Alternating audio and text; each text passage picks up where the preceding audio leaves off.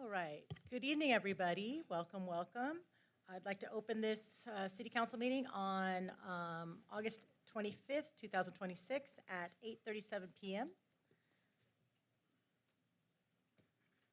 What, 5:37 p.m.? What were you asking? Oh. All right.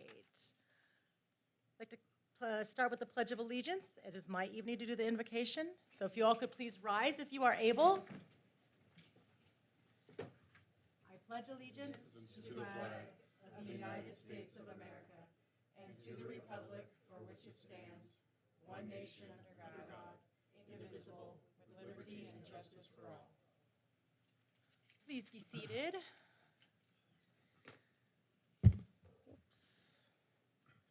So tonight I'd like to honor our upcoming holiday of Labor Day. It always symbolizes the end of summer for many of us. Labor Day is going to be happening on September 7th this year. It's a little bit later.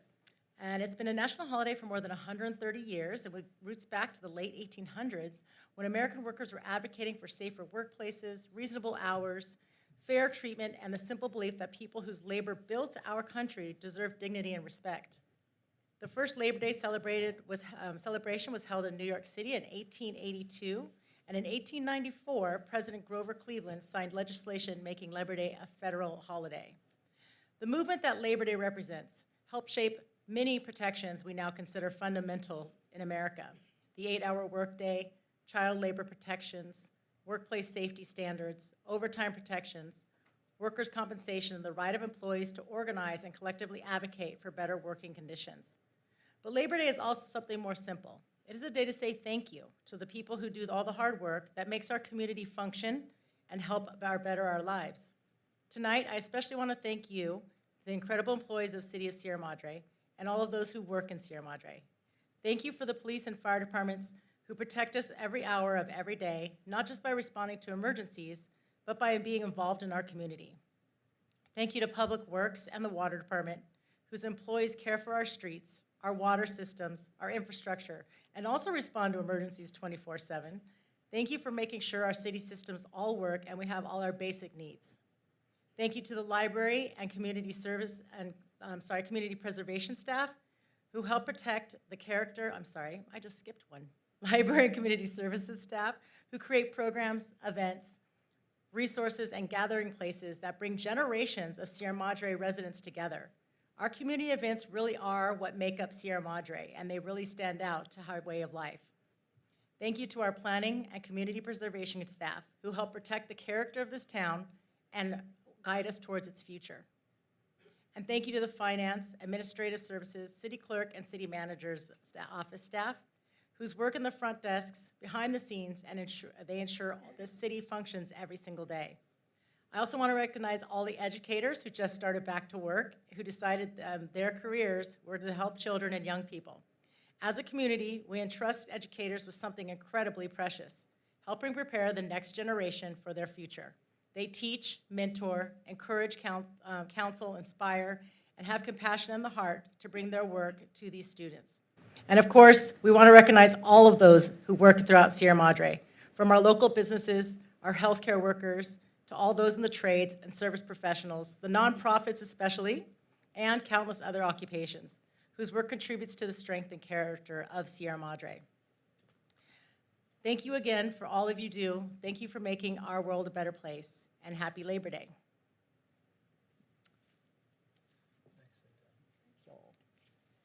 Okay, can we please have the roll call, Madam Clerk? Yes, ma'am. Mayor Christine Lowe. Present. Mayor Pro Tem Jean Goss. Here. Councilmember Edward Garcia. Here. Councilmember Kelly Krebs. Here. And Councilmember Robert Parkhurst participating remotely. Here. Thank you. Madam Mayor, you have a quorum? Thank you. Can I please have the report from our city attorney regarding our closed session?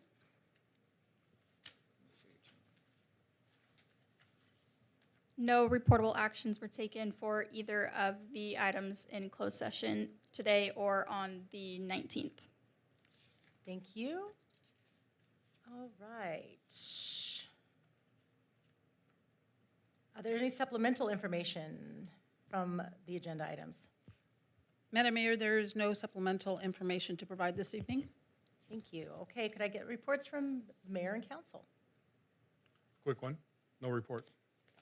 You didn't do anything for the last 2 months. I did stuff, but not stuff that used city money or resources. But I did attend stuff, but I just didn't look through my calendar. I've got another quick one, no report. Oh, gosh, now I feel I know. pressure. Well, I did attend a library trustee meetings and a couple of chamber board meetings. Honestly, there's not much to report out on either fronts, but trying to think if there's anything else. Nope, that is all. Councilmember Parkhurst? Yeah, mine's quick as well. There were 2 CPA meetings, July 17th, August 20th. Nothing to report on those. Then I also attended National Night Out on August 4th and want to thank all of the organizations that were part of that. I thought it was a really neat evening. And I also want to thank the very good-natured folks from Community Services for competing with me in a sack race. So that was a lot of fun. Thank you. Back to you. Sorry, I missed that. Just a couple of interesting things. On July 22nd, it's the LA County Sanitation Meeting. And this was interesting because we do most of our business through Athens, and they use Shoal Canyon. Shoal Canyon is right there in Glendale. The city of Glendale, sorry, Shoal Canyon owns Glendale, Glendale owns Shoal Canyons, and they have a GPA joint contract where the LA County Sanitation manages that. And coming up on June 30th, 2026 is October 7th, 2027 is the end of that contract. City of Glendale has decided not to continue, and so Shoal Canyon will eventually close within either 2027 or all the way to 2033. They haven't told us for sure yet. So that'll be interesting to see what happens with our refuge and what we use and where we go and any cost that might change. I don't think Athens. Yeah, this Shoal came Canyon up in a previous contract, and we don't use Shoal Shoal Canyon. Canyon, because, We did have our contract tied to the fees there. yes. But we have since changed that contract. So We are we were very scared about this. Yes. But they're using the MRF and other, Oh, good. other things that were insulated from that. They were talking about Athens using that. Well, for Sierra Not Madre, for anyway. us. They For might us. use it for other Good. people. Well, they're good. Yeah, our We tipping preempted fees, that one. the tipping fees went up something like Yes. 60% one year or something, and all of our accounts got hit. All of you guys felt Yeah, that, I'm yeah. sure. If you don't remember that huge cost increase. And I didn't mean to correct you, but I want to No, make sure. thank you. You should correct me. And then another interesting meeting or event was the Foothill Unity Center does their back-to-school distribution every year. And one thing I think I really need help with in our community is reaching out to families that need this. They offer backpacks, school supplies, clothes. For college students, it's blankets and things that they need to take to college and use. And I think we only had 3 students that we were able to identify that needed help. So I really could use the help of our elementary school, our middle schools, and even our private schools in our city to help identify families that might need some of that help and offer them these great services coming the beginning of next year and through the year that Foothill Community Center really offers.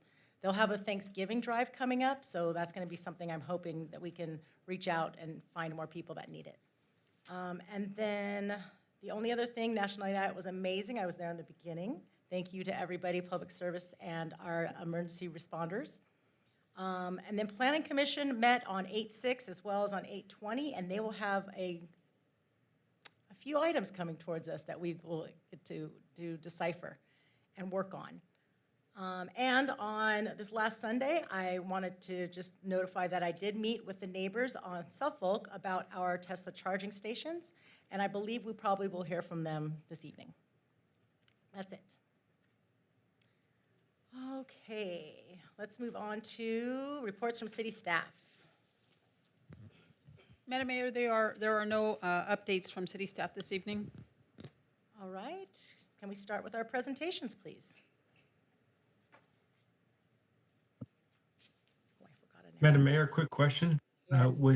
Are there no updates from the city, no events or anything that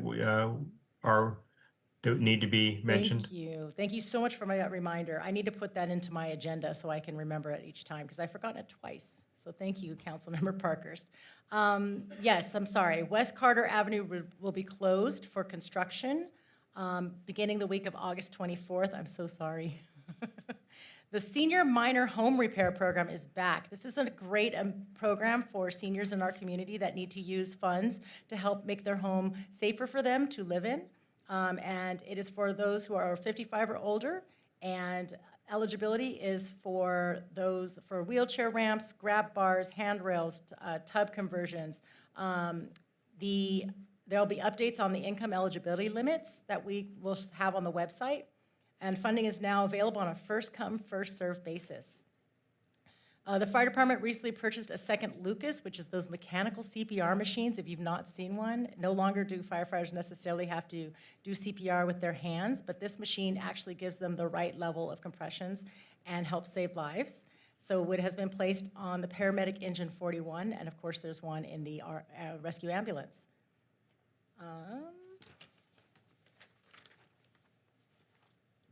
The movies in the park the last one will be August 28th. And then that will be brought to us by the Sierra Madre Fire Foundation. And that is going to be Super Mario Galaxy at dusk.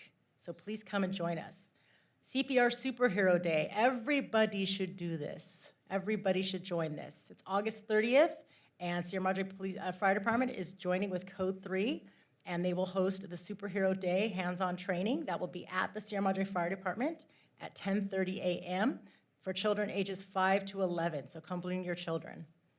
And then the 25th anniversary 9/11 Remembrance Ceremony will be at 6:30 a.m. at the fire station. Can't believe this is the 21st anniversary already. Family Excursion Carved on October 8th. This is a family-friendly Halloween adventure at Carved at Descanso Garden on Thursday, October 8th.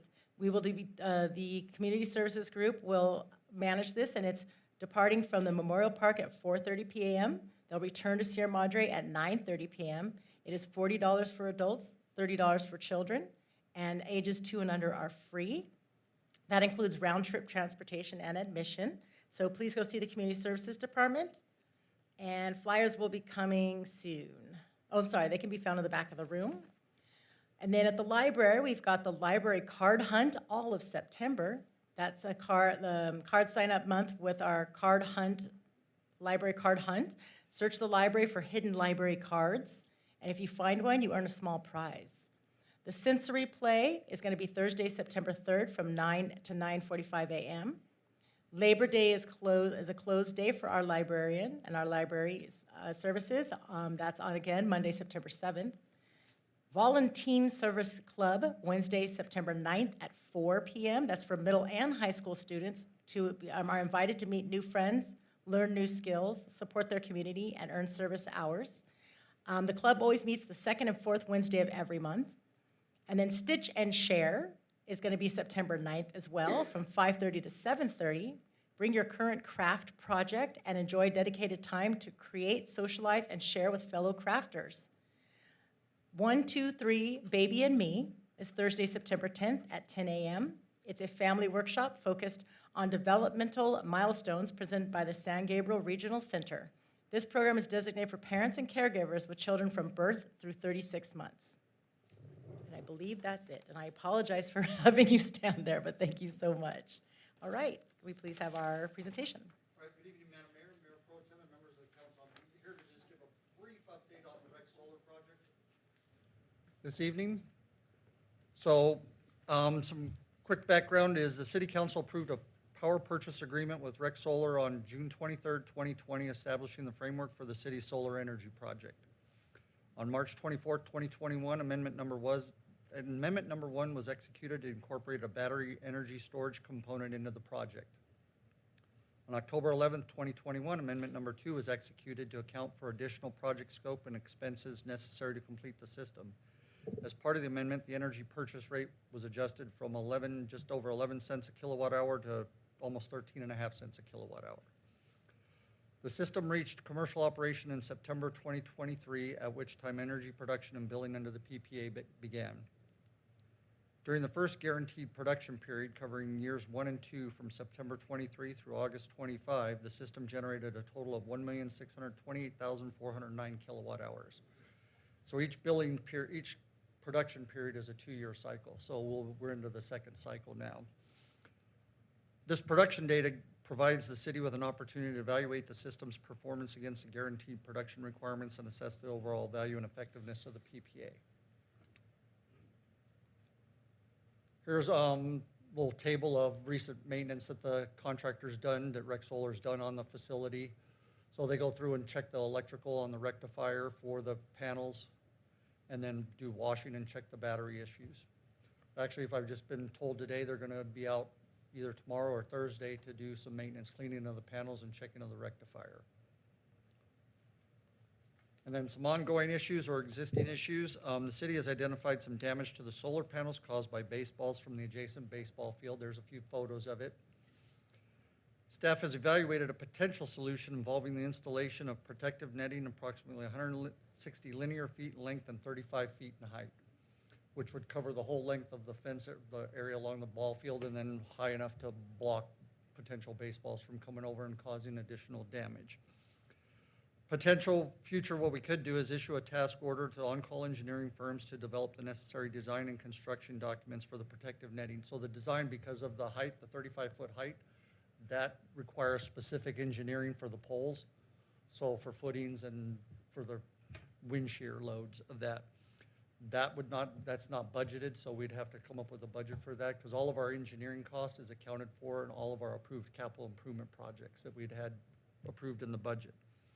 Based on a preliminary staff estimate, the total project cost is approximately $65,000, including engineering, design, materials, and construction. And that's just a Google AI estimate based on the linear footage and the height, and putting in that it's in Los Angeles County. The netting would provide a physical barrier to help protect the solar panels from future damage, reducing the potential for additional repair costs and interruptions to system operations. Because with that panels like that, any more damage, it'll start reducing the actual production capability. Madam Mayor? So I have a few questions on that. So questions. Questions.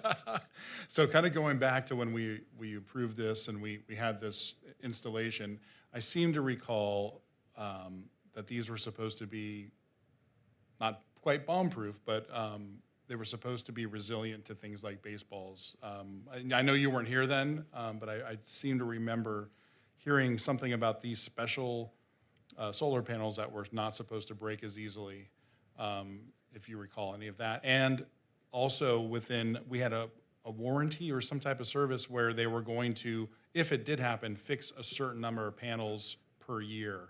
I don't know if that's run or if I'm remembering incorrectly. That was true. We had some kind Yeah, of. that's deal my with memory it. too. And people who installed it did say that they would repair X amount of cells per year.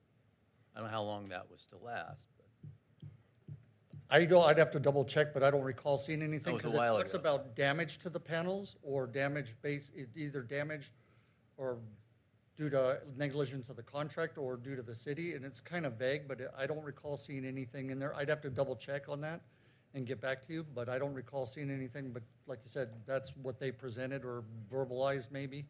But in the actual agreement, I don't recall. The agreement's like 5 pages only, and it's very vague on a lot of that stuff.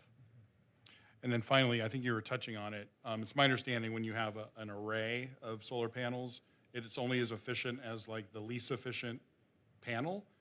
And so have we done an analysis of what the cost would be for this netting versus what we're losing in efficiency and cost savings through electricity?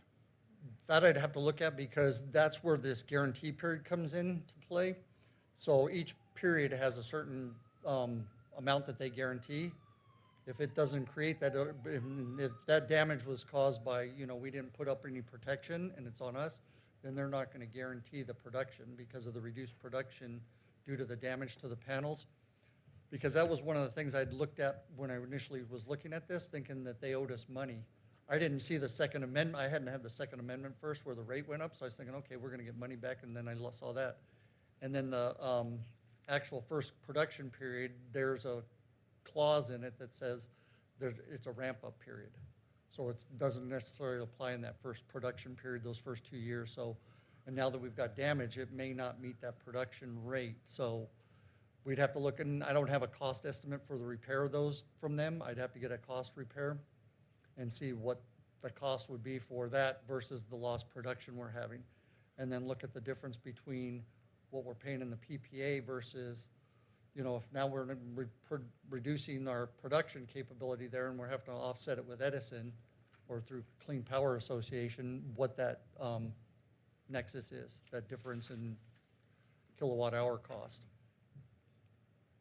One of the problems I've I've- seen over the years is the field has not been limited, as it should be, to 7th and 8th graders. We're seeing 14, 15, 16 under travel teams practicing up there, and they're the ones who are hitting those cells. Most of the 7th and 8th graders aren't going to be able to do that. So I'm wondering if there's some way we could police that just through our field use agreements.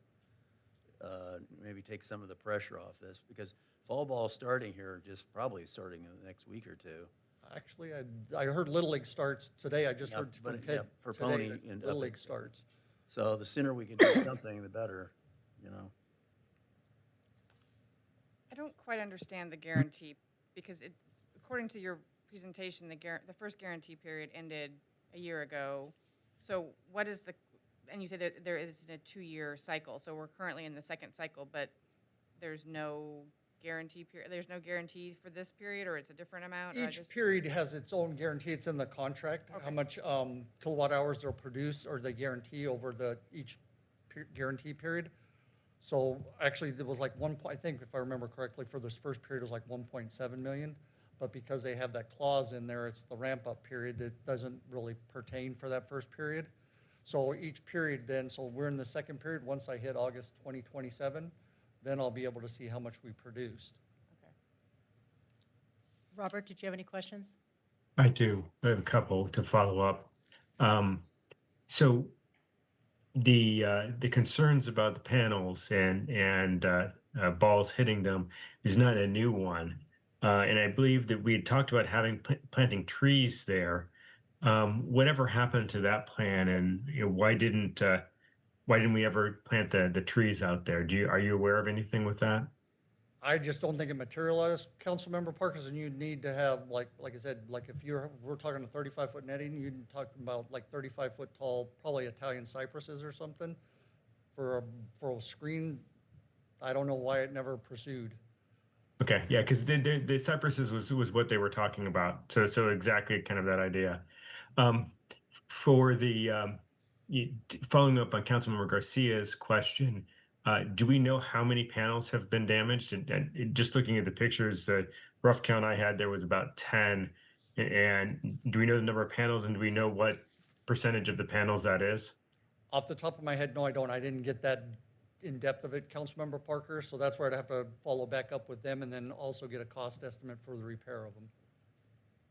And the 1.68 million kilowatt hours that were generated over the approximate 2-year period, what percentage of that is what we would use over at the yards there at the pumping station? How many kilowatt hours do we use there on an annual basis?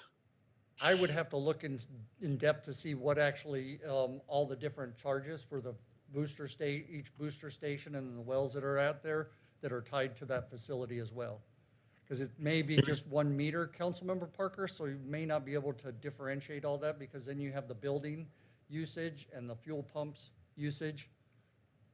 Yeah, I think it would just be helpful to know what that is compared to something else the city uses. Like, is this 5%? Is it 10%? Is it 60% of City Hall, or of like this number is in and of itself isn't all that helpful without putting it into some context. I mean, it looks like a lot of kilowatt hours, but we also know that our pumping system uses a whole lot of energy.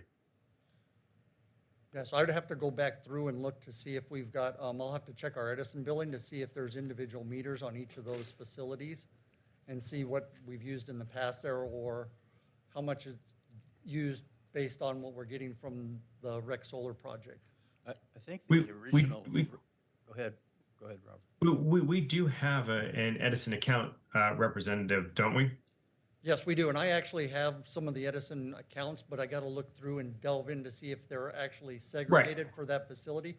There could be just one meter on that facility, so it'd be hard Right. to differentiate what usage goes to what facility without having an electrical engineer probably go through and say, okay, here, this draws this many amps or whatever, and start doing a calculation and No, I wasn't thinking of getting down to that level. I mean, I'm just wondering, like, do we know from the meet? Are you saying that the solar goes into the same meter that the pumps are pulling out of? So you have to look at it from a net and meter perspective. I would have to look into that. I don't know how the whole project worked in, because there's a battery component there as well. Right. So Tesla battery, I'm not sure if each of the pumping station has its own meter, the building has its own meter, and some of the wells that are on site, if they have their own meter. I think it's simpler than that's- that. I think he's just saying that to the extent that our Edison bill is for 30 million kilowatts over a year, this would represent, 2%. I mean, I think it doesn't have to be Okay, direct. That's easy enough. Right.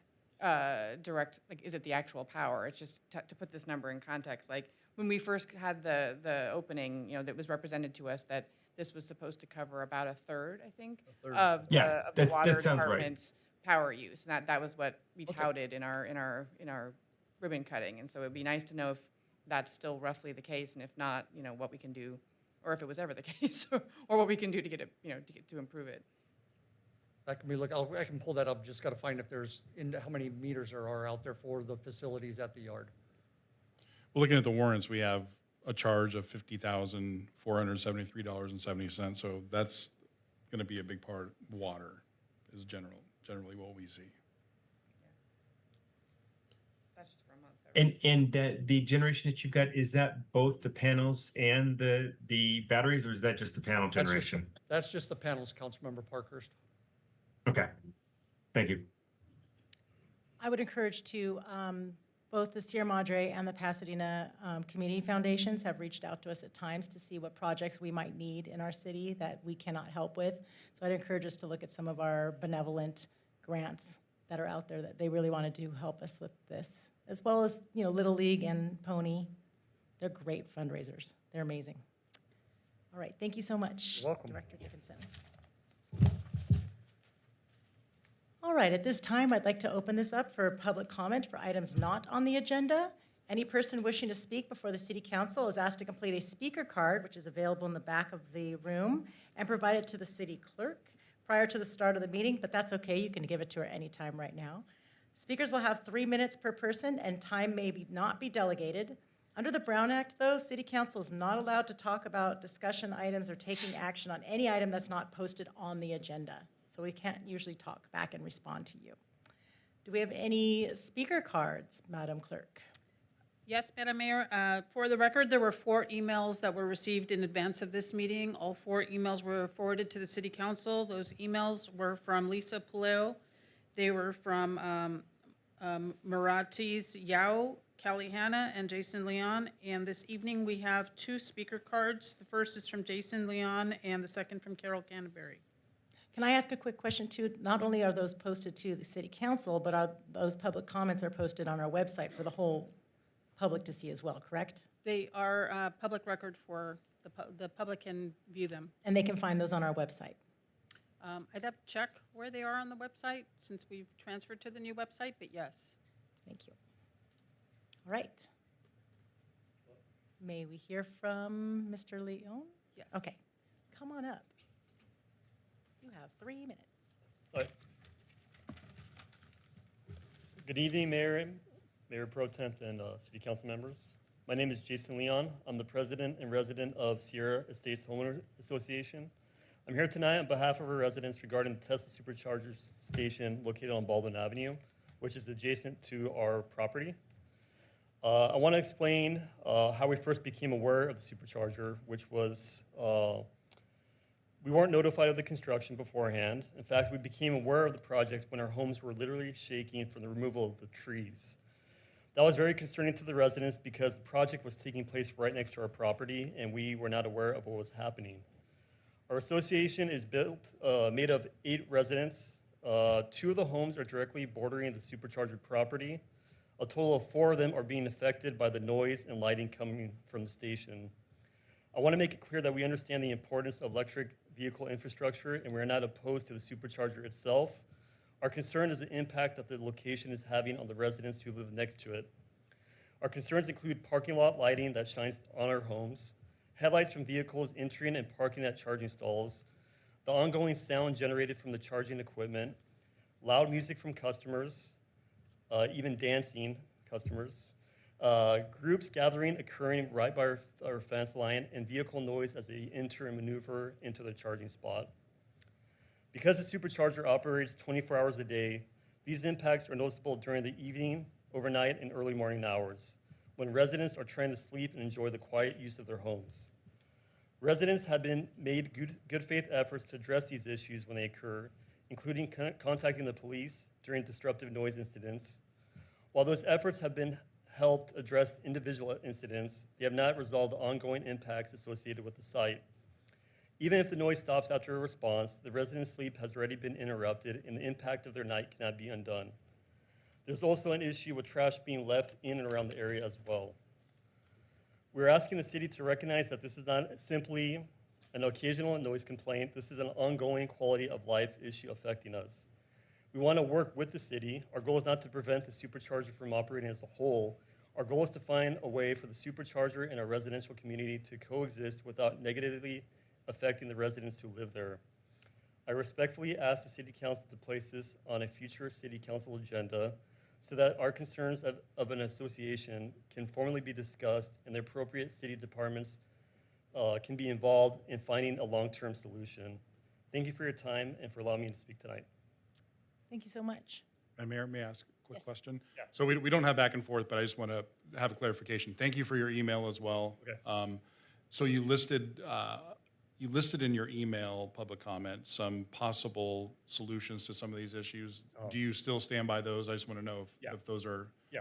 an exhaust, or not exhaustive, but No, a list of, We're open to them, yes. okay, thank you. Thank you for that. Thank you. Madam Mayor, the next speaker is Carol Canterbury.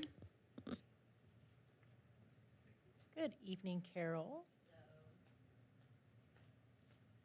Well, while we were sitting there, Carol Canterbury, 46 Victoria Lane, I got a text, so I guess there was a resolve for, I was here talking about Halloween and some of the holiday, and so it seems a lot of that got resolved except for the porta potties. So now my question is, if I found money for porta potties, was it one on each corner? I can't remember. Or was it 2 on each corner, like on Baldwin and then on Mountain Trail? So that's I can't remember what it was. I don't even know what you're exactly referring to because I'm not sure what. Because there's not going to be porta potties. Okay. This is, I'm not going to say anything else, but, Go ahead. but they came to resolve. For They came- Allegria, to be clear, for the Allegria. Oh, it's Allegria, Oh, okay. yeah. Thank you, thank you. So I know there's no porta potties downtown, but we use the park. So, and that's a whole nother thing, but it's for Allegria Halloween night. And my question is if I found the funds, can we order them? I I think mean, we'll have to get back to you. yeah, so I'll have to find out, because I can't remember for Wisteria who I used Tommy Sullivan, but, so I have to find out I don't even remember how much it was. And then the other thing I wanted to find out for, like, I'm gonna use an example, Candlelight Walk. Is there any way we would be told beforehand if there's gonna be changes from prior years? Because it seems like a lot of things have changed. And if we could find out, because now we're also, Father Mike Bamberger is retiring, so St. Rita's is going to be there. So Father Tom, so that was my question, is if we could find out prior to, before the deadlines. And if we could just be told, I mean, in real estate, it's that way. It's like, just tell me what I can and can't do, and then maybe I won't do it, maybe I will do it, but I'll find a way. And if you just tell me what it is you need, we can make it work.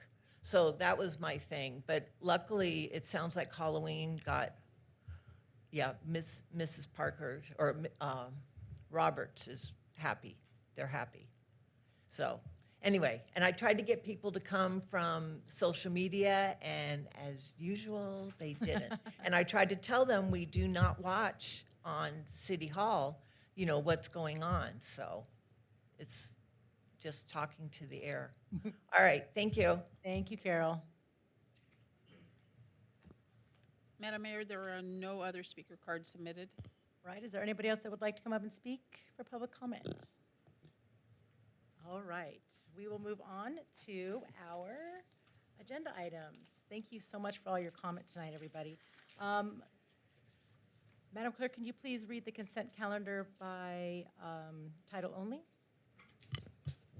Thank you, Madam Mayor. There are 16 items on the consent calendar this evening.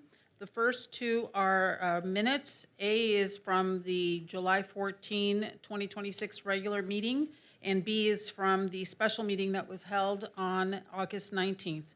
C, D, and E are approval of warrants for payment. That is represented by resolution number 26-76, 26-77, and 26-78. Those cover the periods during the summer recess when City Council was not holding their meetings, but they authorized payments. Consent F is the First Amendment to the Professional Services Agreement with Rogers, Anderson, Melody, and Scott. The recommendation from City Council from City staff is to approve.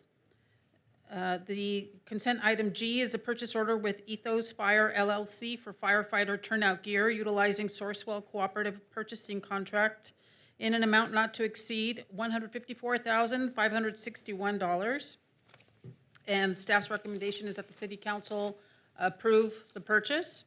Consent item H is the Fourth Amendment to the Professional Services Agreement with Wildan Engineering for consultant services for the Senior Minor Home Rehab Program. Staff's recommendation is that the City Council approve this amendment. Consent I is amendment number 2 to the Professional Services Agreement with Vertex Companies LLC for additional construction administration services for the library remodel and construction expansion project. Staff is asking that the City Council approve the amendment. Consent J is the acceptance of the library remodel and construction expansion project and authorization to record a notice of completion. And the recommendation is to approve this project and the notice of completion. Consent K is resolution number 26-81, authorizing a supplemental budget appropriation from the Water Fund Reserve in the amount of $63,270 and Sewer Fund Reserve in the amount of $105,095, and approval of a professional services agreement with Civil Tech Engineering, Inc. for water and sewer system facilities, master plan updates, and hydraulic models in an amount not to exceed $468,365. It is staff's recommendation that the City Council approve Resolution 26-81 and the necessary budget appropriations. Consent L is a professional services agreement with Tiger Eye Engineering LLC for a pavement management plan update in an amount not to exceed $25,000. M is the construction contract for the pressure regulating valve replacement project to J.A. Salazar Construction and Supply Corporation in an amount not to exceed $198,958, and to adopt Resolution 26-83, reallocating $98,958 in Water Enterprise Fund capital improvement appropriations. It is staff's recommendation that the City Council approve this construction contract and resolution number 26-83. Consent N is the maintenance services agreement with West Coast Arborists for citywide tree maintenance services in an amount not to exceed $200,000 annually for an initial 3-year period with 2 one-year optional renewals, and 2 more to go, and then I'm done. O is the maintenance services agreement with Mariposa Landscapes, Inc. for citywide landscape maintenance services for a 3-year period in an amount not to exceed $228,954.48 annually, and that has 2 optional 1-year renewals. Staff's recommendation is that City Council award the contract to Mariposa Landscape, Inc. And then lastly, consent P is the second reading of ordinance 1497, amending Chapter 8.13, Construction and Demolition Waste Disposal of Title 8, Health and Safety of the Sierra Madre Municipal Code. This is a second reading. Staff is asking that the City Council approve second reading and adopt ordinance number 1497. Madam Mayor, that concludes my report. City staff is available for questions. Thank you. That was a lot. What happens when we go on being dark? All right. Are we ready? Do we have questions on A, B, C? Madam Mayor? Yes. Just two questions on this round of warrants. One, I think, is pretty quick to answer. It has to do with approximately $300,000 in unfunded actuarial liability payment to CalPERS. Is that, because we sometimes have, or we do have a required payment to pay down our UAL, but we also do a supplemental payment. Is that all required, or is some of that prepayment supplemental as well? I'm going to defer to Finance Director Wong on that. Director Wong? This amount that we are paying, first of all, thank you, Councilmember Garcia, for the question. This amount that we are paying is the additional discretionary payment that we budgeted to solely pay down the unfunded liability, and we always want to pay in the beginning of the year to pay down the liability. And can you explain the benefit of paying down the UAL ahead of time rather than just paying it on the normal schedule? Well, the UAL is calculated based on the actuary, CalPERS actuary. So the amount fluctuates over the years. So the city, based on the total UAL determined by the actuary, we want to always keep our funded level at around 80%. So that was a predetermined city policy. So following that policy, city staff recommend this amount to pre-fund. So if we don't pay it ahead of time, we're going to have an expansion of Correct. a larger UAL as time goes on, and it's going to compound and get bigger? Correct. So again, city staff calculated the amount of pre-funding based on the level of UAL calculated by the actuary. So this amount is determined from the amount of UAL from the actuary report. Thank you. And then a second question. We wrote a pretty big check to Wildan for Meadows plan check. And I don't know if you have the answer to this, but are we getting prompt payments from, I guess it would be Toll Brothers now? Or are we funding are we kind of fund, because we have to pay our cost share to Wildan and we pay it on a timely manner. Are we getting payments from Toll Brothers, or are we funding their receivables or payables rather? My understanding is the payment that we pay them is based on a percentage of revenue that we collect. Community Development Department or Planning Department can answer better. Is it on a cash basis or on accrual, as the work is done basis? As the work is done basis. Yeah, my question is whether or not we actually got a check for, $300,000 or whatever. We collect the revenue on the Permit Plus platform. So based on the amount of revenue that we collected, we pay them a percentage. So so it's on what's paid, not on when the actual work is performed. It's on the planning may be able to help me answer better. I'm but sorry, it's- I should have prepared you for this question, but I'm just curious because that's a pretty big check, and I don't want to be financing Toll Brothers. It sounds like he's saying if Toll Brothers didn't pay, we wouldn't pay Wildan. That's what it sounds like, but I don't. Yeah. Yeah, like my understanding is, Councilmember Garcia, So there's two parts of the wall dance contract. One is towards the public work, the offsite improvement. Those are a deposit towards our accounts, and then we pay the invoice as we go. And there's a second portion, which is on the private property, which is the 42 homes. Those permit fees were collected ahead of time when they submit the plan check. So the full amount is collected, and once we go through each plan check, we pay Waldan monthly. That's a wonderful system. Thank you. Thank you. I So have- I have on these warrants. I have a question. So there was a charge on these warrants for the emergency generator rental, and I'm just wondering how long we should expect to see those rentals, which I guess is a backdoor way of asking when we expect the new generator to be installed. The timeline for the new generator to be installed is around February of 2027. Thank you.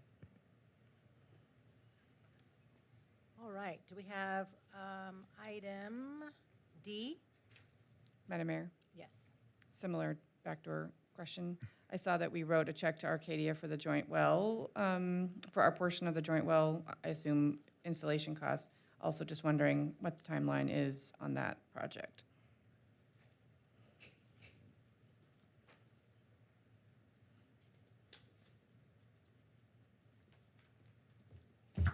Madam Mayor, Mayor Pro Tem, council members, they should be starting drilling and drilling operations probably in October. That was the last when we met with them.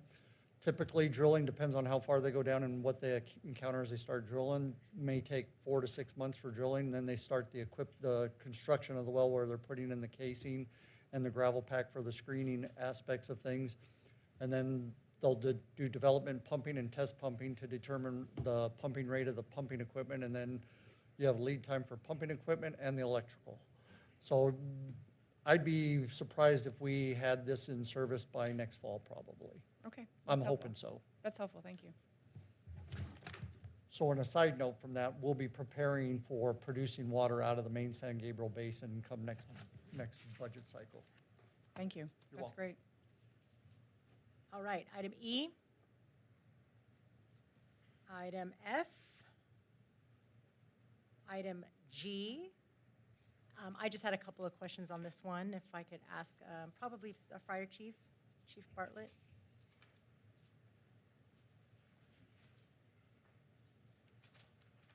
So I read in the report that a lot of this has to do with the changing of what qualifies as safe fire gear or protective gear for our firefighters and getting rid of the old that could actually cause damage to our firefighters. How many sets do we have currently that are we using those that are actually harmful to our firefighters? Thank you for the question, and good evening to Madam Mayor, Mayor Pro Tem, and Council. Currently, each member of the fire department is issued 2 sets of turnouts for the basic reason of if we go to an incident where they are exposed to any potential hazardous materials, chemicals, or what have you, they have to immediately come back and decontaminate that gear, but still be ready for service. So as they're decontaminating that initial set, they have that backup for those reasons. So we're not out of service because it could take hours to actually clean that gear.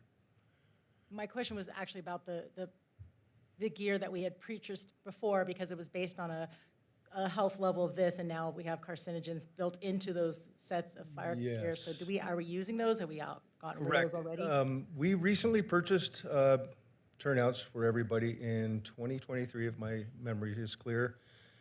2 sets for everybody as well. Unfortunately, in the year after, in 2024, they came out with what we wear as our protective ensemble actually causes cancer in firefighters. It has PFAS in the materials, in the moisture barrier, and so therefore manufacturers are now mandated to manufacture the equipment without that. AB 1181 from California actually has mandated that we have to switch out, any manufacturer or anybody all the way down to the wearer we have to trade these out by January 1st of 2028. So we figured that we will try to protect our firefighters ahead of the game and minimize the risk for them using the opportunity for the outside funding that we got for this to purchase the equipment now. And what was that outside funding? That came from an agreement with Toll Brothers. We were able to get $250,000 for the fire department to help outfit. And we chose to use the funds for this. Thank you for doing that ahead of schedule. Thank you so much. You're welcome. Madam Mayor, Yes. if I may follow up. Chief, even if we didn't turn these out a couple of years early, what's the average turnaround time or the average lifespan of a turnout gear? Per the national standards, the maximum lifespan is 10 years, but that does depend on the wear and the usage and the exposure of that gear. It can be much sooner, anywhere from 5 to 7 years or even less, just depending on the, again, the exposure. So we would have had to replace these either way, both the regulations on one hand, and two, they'd have reached the 5-year by 2028. That's correct. Thank you. Thank you so much, Chief. Appreciate it. Thank you. All right, questions on H, Madam Mayor. please. Yeah, I know we have a thick agenda, but I'm trying to wrap my head around this contract and what's going on here. So I've been the liaison for the senior community commission for a while, and I understand the CDBG block grant, and it's great. It's a great program, and people have been taking advantage of it. But I just want to make sure I understand the project, because in the fiscal impact, it shows that we're going to receive $37,000 in block grant, and we're only allowed to allocate about 20% in consultation fees, about $4,300.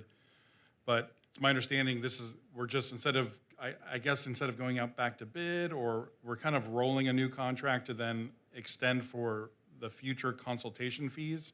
I'm just scratching my head why it's like for another $30,000 for the next fiscal year for the Wildan portion, and we're only expected to get 30 some odd thousand. I understand that we can, those funds can be rolled over into future years. And is that what's going on here? I just want to understand why the contract is basically growing to 100,000, an additional 30 some odd $1,000 when we're only expected to get that much from the block grant, if that all makes sense. Thank you for And it's a well-written report. It's me, not you. Thank you for the question, Councilmember Garcia. So yes, we are receiving an estimate about $37,000 for this next fiscal year, or this fiscal year, but there also is an additional rollover amount from our previous allocated amounts, about $40,000. So that is roughly $80,000, and 20% goes to the consultant with Wildan. Okay. And so what we're doing here is just, instead of doing a whole new contract and going through that process, we're just doing amendment to the contract to extend as each year the block grant comes in? Is that the process? Right, so we did, we awarded the contract with Wildan for the previous fiscal years in this cycle of, I believe it's fiscal year 2023 to 2026. And then we just approved the next cycle for 2027 to 2029 for the following fiscal years, which we will then create a new contract. Okay, okay. So you're just saying, what if enough seniors come in and apply? We want to be able to disperse all the grants money that we have for this year and then all the rollover funds, and this would protect us and give us the ability to have Wildan do that contractor fee. That's correct. Great, thank you. Very clear, thank you.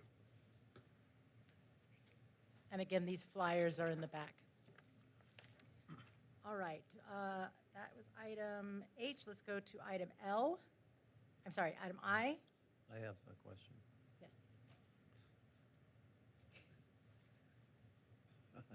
Well, a couple questions. First, we netted a $221,000 cost savings. We came in under budget. That's correct. So I want to know what happened to that. And secondly, I know as of June, we still had a lot of things to mop up with the contractor in terms of final finished details.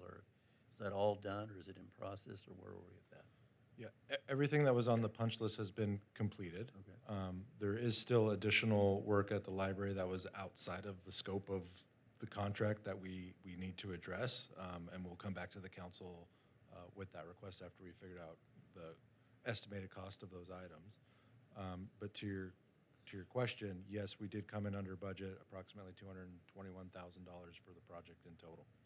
And that includes all of the change orders and other contingencies. So were we able to put that into a general fund, or is that restricted, or that? We're still finalizing where those dollars were all allocated. A good portion of it will come back to the general fund, but I think some of it is also going to go to some of the other minor funds that we had allocated to the project.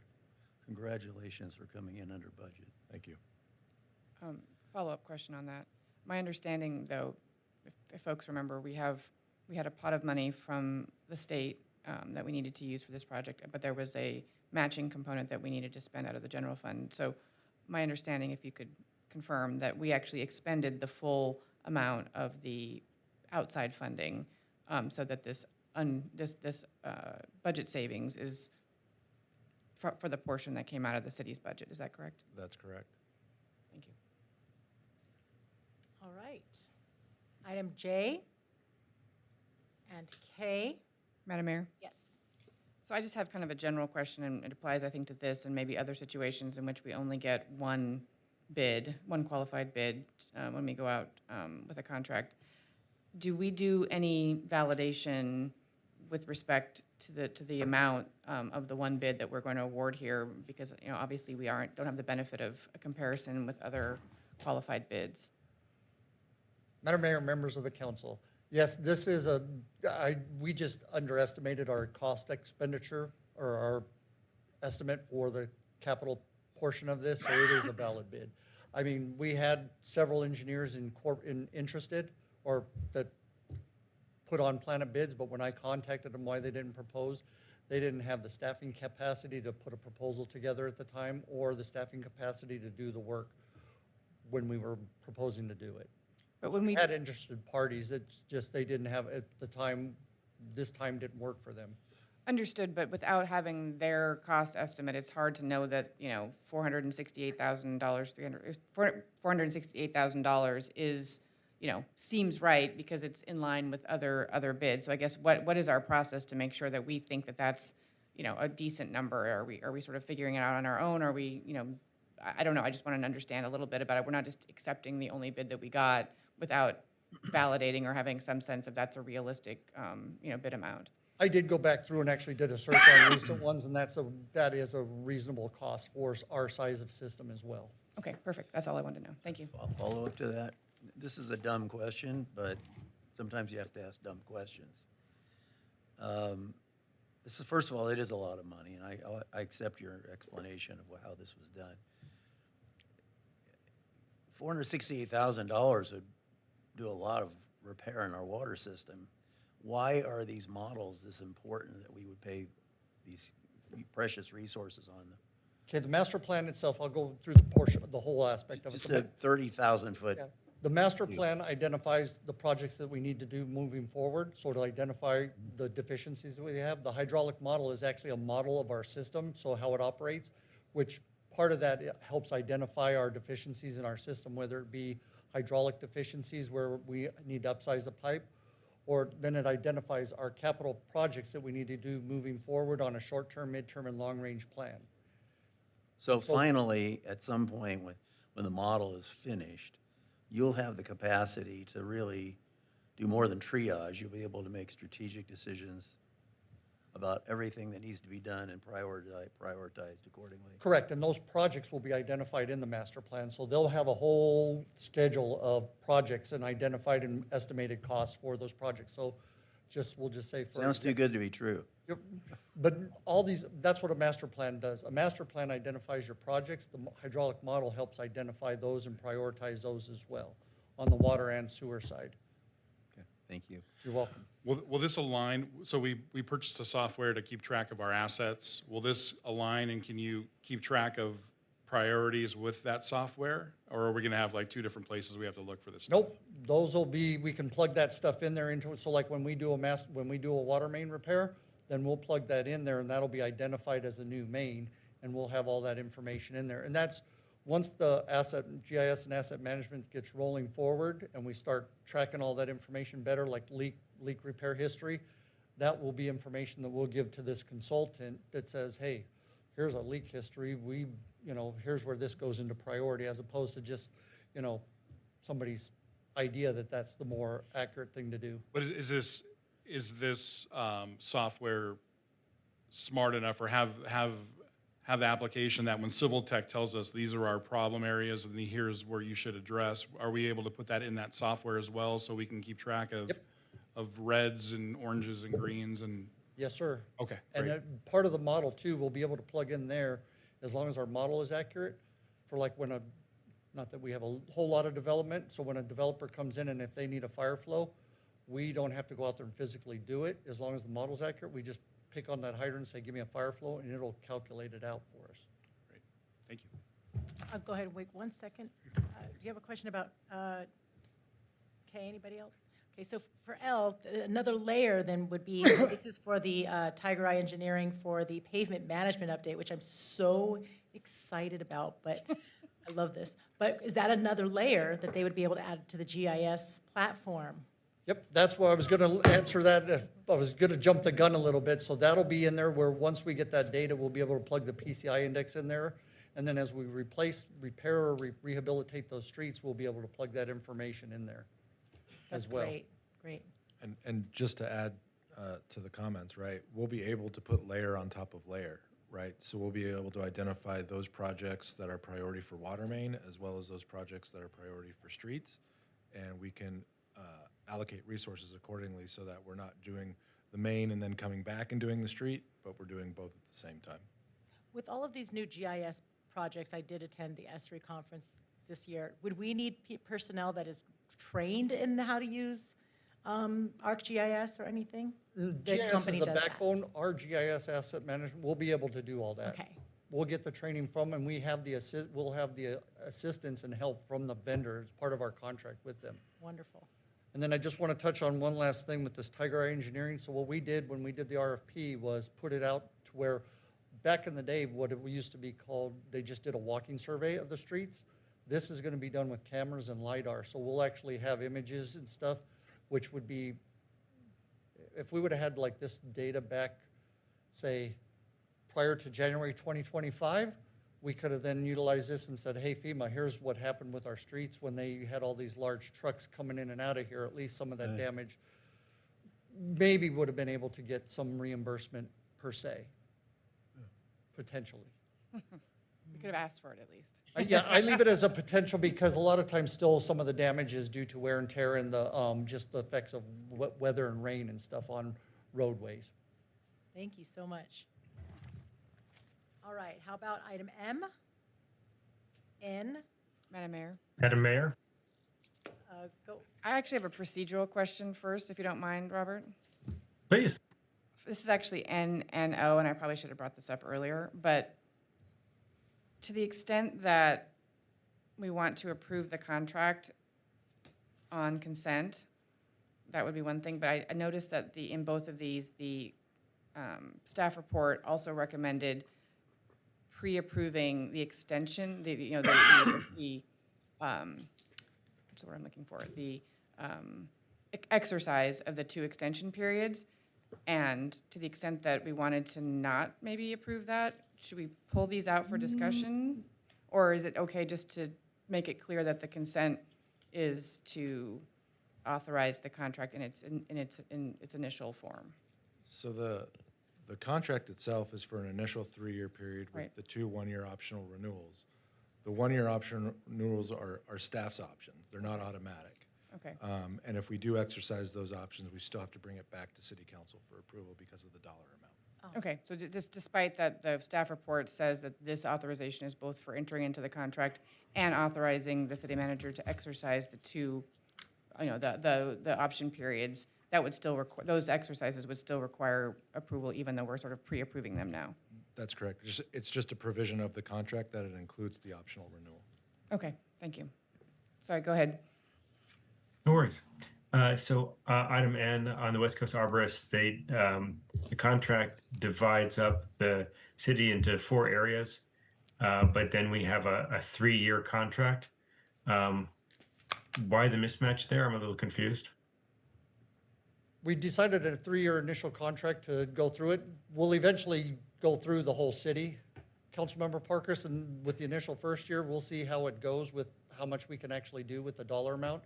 Because we still have the unknowns of growth of trees when they start going through all these zones, of how much it's actually gonna take and work effort to trim some of these trees back to get them to where they need to be, because a lot of our tree growth is well overgrown. So we'll start on certain zones. Probably we're looking at doing Baldwin Avenue from Orange Grove up to Montecito. It'll be based on a task order. So I'll say, hey, here, give us a cost estimate to do this based on our bid, and then here's where we're gonna we'll go, and then we'll see how much we have as we move forward. So you're going to look at the highest priority areas first and not necessarily just do a full zone at a time. Correct. Great. But try Thank to you. concentrate on each zone. Makes sense. It concentrates so the trucks go in one area at a time, but at the same time, go for the highest risk. Correct. Great. Thank you. Madam Mayor? Good.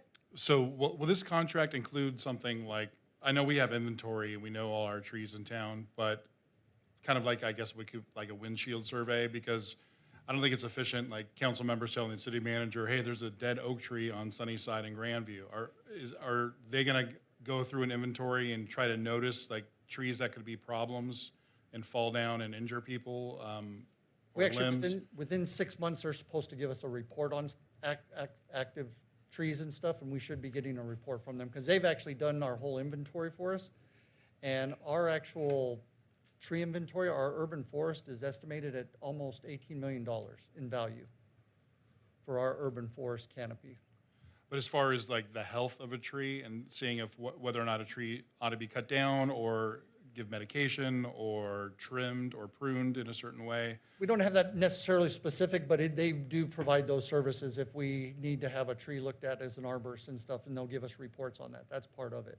So we're big on improving process here. I'm just trying to wrap my head around if we have a process that's going to improve on what we currently have, and if we can utilize West Coast to do that. And I think you understand what I'm asking. Yeah, and I think we could probably work with them to identify those trees that are sort of the highest risk, and they can give us a report and let us know that their recommendation is to remove that tree, prune that tree. If it's a sick tree, I think we can identify that as well. So, And would that be inside the scope of this agreement? The tree expert, yes. Good evening, Mayor and Council. Fortunately, it's WCA that's getting the award. They currently do that. They send us a list of when they discover a tree that needs to be taken care of. I can only assume they'll continue to do that. Great. And I've been recently informed about something called limb drop, what happens sometimes when it's hot outside. Is anybody keeping track of limb drop and then following up on that tree that had a limb drop because of a heat event? That's almost entirely associated with liquid ambers, where they will extend the internal water to the extreme, to the furthest out. So we do keep track of limb drops.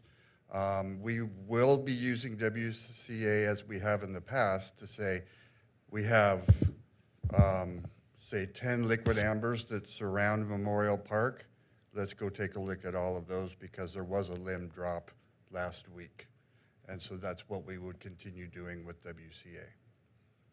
Very happy to hear that. Thank you so much, Management Analyst Carlson. Could the public also use that other software that we're using to identify trash pileup, identify leaks, where you take a picture and it loads it? Was this also part of that process? Yay. Don't go too far, Okay. James. Thank you. The nod was a yes, in case you guys didn't see it. That's not rolled out yet. So when we roll out the GIS asset management, that's going to be part of it. It'll be on the website, and then we'll have a phone app for it. Do we have any time frame about? Probably within the next 2 months or so to get that rolled out. We're working with the vendor on that, and then we'll have some rollout ahead of time. We're going to do some beta testing first. Great. And Yeah, Madam Mayor. On the tree system or the new systematic maintenance of our tree canopy, one thing I wondered is, are we coordinating at all with our utilities? Because to the extent that they are trimming trees in the parkway, which I have personal experience that they are constantly, are we then able to piggyback on that? There's no reason to, obviously trim trees, by different agencies, that way we can actually save costs if those trees are actually being trimmed by another agency. We would have to coordinate with Edison on when they're gonna do their tree trimming and stuff to see if they've got a schedule of when they're doing it, because they'll do it on their easement, all their easement locations and stuff. Right, and a lot of that's overlap with what Yeah. the city's inventory is. So it just strikes me that could be a potential cost savings for us if they're already doing it. And like I said, I personally know they are doing it all the time. So it should be something that, we can piggyback on, and they seem to have a schedule, so it seems like something we could maybe coordinate with them on. One of the things I know that they take into account are when the vegetation gets close to live wires. And I don't know if that's something that we would even be able and have knowledge about. Would be as if we're walking around in or doing a survey and see it, or WCA's out and about, but they're probably not gonna do it on, we would have to coordinate with Edison, because I'd rather have them do it. Because Yeah. they're doing it to protect their facilities from a tree branch breaking off and knocking out a power line. Plus, there's danger involved there. Yeah, yeah, because when I've heard numerous stories of private people having trees trimmed, and they go up there with their pulse on, all of a sudden they've electrocuted themselves. Right. And from what I understand, at least Edison only does the high tension lines, not the lower tension lines, not the lower power lines for that clearance. And if I can add, Madam Mayor, so this is, I think, the first time talking with Public Works staff in recent memory that we're going to be, trimming trees citywide at scale. Typically, it's sort of been done as one-offs, as issues arise, but we haven't really zoned the city and done a proactive approach at trying to do this. And the reason that we want to do this is to, one, make sure our tree canopy is healthy and maintained, but also it does reduce potential liability to the city because we are required to touch those trees. And if there was an incident where, say, one of the branches fell spontaneously and we don't have a record of maintenance on that tree, and somebody was injured or property was damaged, the city would be held liable for that. So it's part of our overall efforts to reduce liability and costs to the city by maintaining the canopy. Speaking of that, do we have a communications plan to basically roll that out to the city, to the extent that you said this is really the first time we're going to do it on a regular scaled basis, and people might be surprised or dismayed or, hopefully happy, but we won't hear about that. So do we have a way of a plan for letting people know, especially, not just specifically like we're going to do it on this street on this day, but kind of in general, letting people know that this system is coming and that they should expect, kind of trimming throughout the city? Because I suspect that you'll get lots of calls saying, oh my God, they're cutting up trees. Yeah, we, in our GIS system, we can put in all the physical addresses of the city, and when we're doing the zones, the map that you saw, we can add that as a layer, select those addresses, and then send out notices and let folks know that we're going to be in their neighborhood. That's great. And I know this was a couple of years ago, and I seem to recall it was on either Highland or Laurel. We had complaints from residents that some of the trees, and I think they were liquid ambers in the public right-of-way, were trimmed and basically topped, and so the aesthetics of it was not nice. Do we know if that's an Edison trim or a WCA trim, or and if it's Edison, which I think it is there any way for us to liaise with them that, look, just topping the tree ain't gonna cut it? That's, pun intended, right? James just said it was Edison. We can try to, but they have to follow PUC rules. They're doing all their tree trim based on whatever PUC regulations are requiring them. But yeah, we could try to coordinate with them, but unfortunately, we have no real teeth on Edison. They're gonna do what they wanna do based on, they're gonna keep their tree limbs from power lines. Gotcha. Because I know with oak trees, you're supposed to prune them at certain times of the year, otherwise it could damage that tree, and those are worth a lot of money, as you said, with our, and that's one of our assets here in the town. Okay, that's just a Multiple concern. asset. Reduce the CO2. All right, how about item P? Madam Mayor, Yes. that's the Mariposa? Yeah. Yes.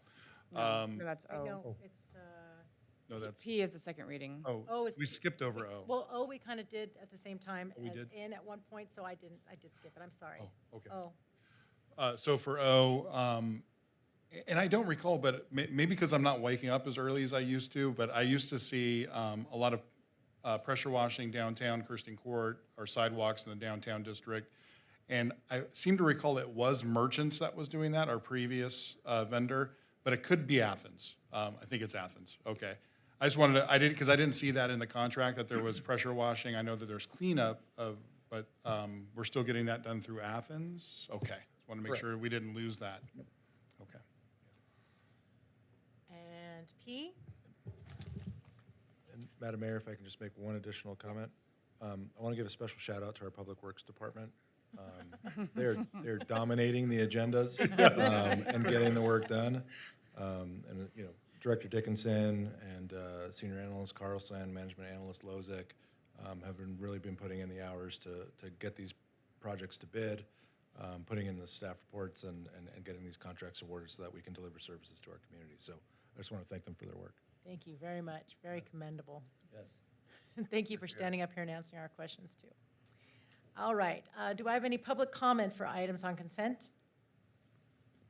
Madam Mayor, there were no speaker cards submitted for consent calendar. For the record, the city clerk's office did not receive any emails regarding the consent calendar, nor are there any callers on the Zoom. All right, do you have any more discussion? Well, the city manager sort of preempted me, but I was going to mention in discussion that it was an impressive array of capital improvement contracts to be awarded. I mean, we do need to make up for lost time, and then we certainly I feel like we definitely are making up for lost time in all of the areas that, both in terms of things that needed to be done for a long time and have been lagging, but also just the getting organized and the plans and the surveys to make sure that, you know, we actually have our arms around all the things that we need to do and be able to direct resources in a more organized and, you know, rational way versus, you know, it seems like historically we've just been patching the things that like literally break. and that's what our plan is. And so I am so heartened by the fact that we might actually have a plan, you know, to get ahead of things and to actually have some preventative maintenance and not just a reactive, you know, Band-Aid plan. Totally agree with that statement. Yeah, and I'm just grateful for all that. Like to see that we're having a pavement management plan, my jaw literally dropped in a good way. Yeah. $25,000. I know. That was amazing. Wow. I know, it's a bargain. I said, is that just to like get started? I know. It's the whole thing. week, a month, and a it's, year? and it's state of the art as well. So And thrilled. data we can keep and collect, and I feel like it's a new baseline, to be honest. I feel like this is our baseline data now that we can hold on to And also, those turnouts, the fact that we're getting 2 turnouts for every firefighter for that price, I don't know if that's a function of Planet Bids and you know, the economies of scale of buying, but it's super impressive that I'm so happy we're able to do that for the firefighters. and not wait till Yes, the deadline. yeah.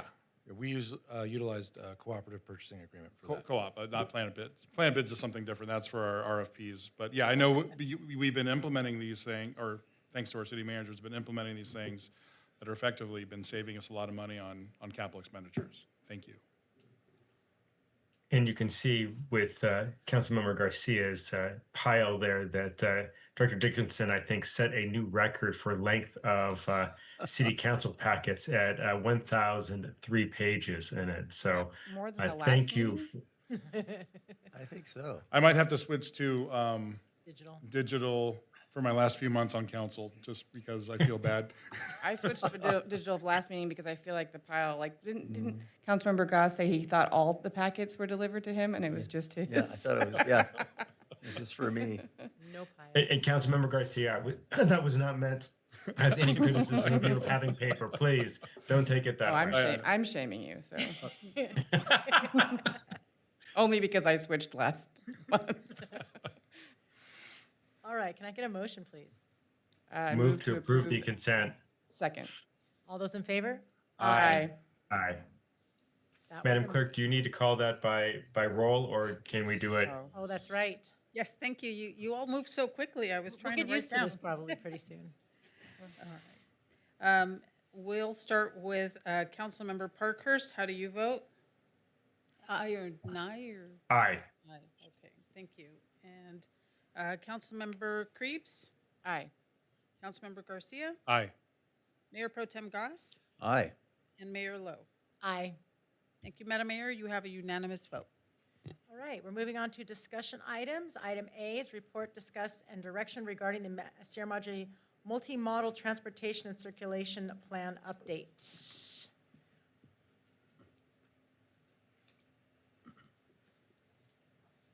Hello, Planning Director Lim. Good evening, Mayor and members of the council. So at a previous city council meeting, the council requested staff to return with an updated status on the citywide comprehensive transportation plan. As you know, last November, city applied for the Caltrans transportation planning grant to fund the Sierra Madre multimodal transportation plan. The proposed plan would evaluate city's circulation system through a comprehensive multimodal approach focusing on traffic, pedestrian safety, bicycle connectivities, ADA, access, and mobility for peoples of all age and abilities. The estimated project was $265,000, but unfortunately, the city was not selected for the funding during the fiscal year 26-27 for the Caltrans grant. So on July 23rd, city staff met with Caltrans transportation planners for a debrief. And the Caltrans planners recommended key improvements to the future applications. First, we need to narrow the scope of project. Second, they encourage city to incorporate more visuals, infographics to identify the gap that is needed for this plan. And also that could strengthen the regional collaboration and explain how the plan would support broader regional transportation goal. So the Caltrans staff was optimistic that the revised application would be more competitive towards the future funding cycle. There are two paths moving forward. First is direct staff to resubmit the application for the Caltrans Sustainable Transportation Grant for the next funding cycle, which the application starts now until October 9th. Or the second option is to start an RFP process and allocate fundings that City Council would approve to update the plan, including all the considerable state mandate.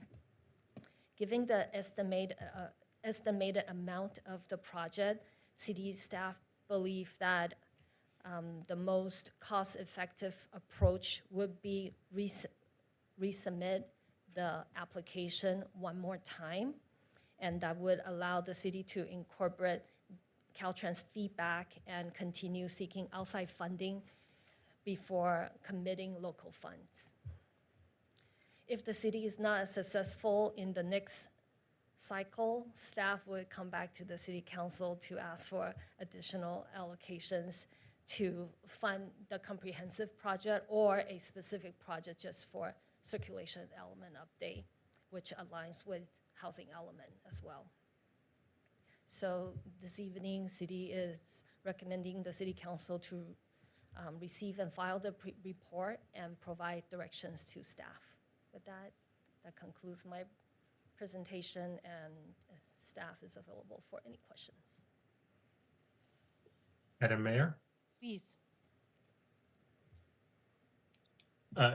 Director Lynn, if I can ask, So if we apply on October 9th, when would we find out? And anticipated they would be similar to this year, that would be end of June of 2027. End of June. And if we were awarded the contract at the end of June, would we have to do an RFP at that point in time for services to develop the circulation element? That would be correct. That would be the regular cycle when we award of the grant and we receive the grant and we go out for RFP and award the consultant. And if we were to do an RFP prior to the end of June, how long are the prices good in the RFP? How long does the bidders have to maintain the prices that they quote us? The general RFP is usually good for 30 to 60 days. It all depends, but we can include that as a stipulation inside our RFP for consultants. Is there anything, say, that would prevent us from doing it, say, for 180 days? I don't think so, Councilmember Parkers. We could, as part of the scope, require the consultant submit a proposal that would be good for that period. And are there any unique aspects between an RFP that we would do with city funds or the ones that we would do with grant funds? There is a state procurement process that we have to follow. So Caltrans lists all the requirements that we have to do. So if the city choose to solicit for RFP prior to award of the grant, we'll have to follow all the state procurement procedure and make sure that the scope of work and the project is consistent with what we describe in the grant. Can I ask a follow-up question that involves this? I don't know if maybe you're asking this because is this the type of grant that they want project-ready projects, or is it a project that they don't mind the waiting of the planning time as well? So we proposed the questions to Caltrans regarding the timing, and the regular track would be it's not a project. It's not shovel ready. You know, you get the grant and then you go for RFP and you award. But we asked them if city were going to go for RFP first and award the grant prior to the receiving of the fund. They said that it's not unconventional. Some city choose to do, some jurisdiction choose to do that, but that portion, all the cost prior to the award of grant is not recoverable. And on the circulation element, are we required to have that by HCD?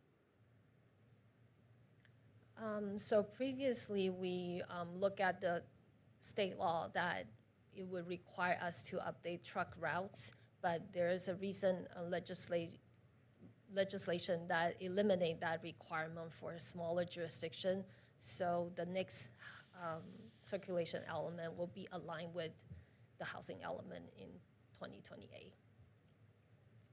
So in 2028, we would have to update our circulation element regardless? Right, for the new housing element cycle starting 2029. So we'll need to go for Okay, ours. starting in 2028 for okay. Got it. Thank you. While we were at SCAG this last year, I know that they were talking about the Caltrans Sustainability Transportation Planning grants, and part of their criteria or their offer to all of the cities that participate in SCAG is that they use their regional data platform to be able to show map creation, and they call it tubular and spatial analysis.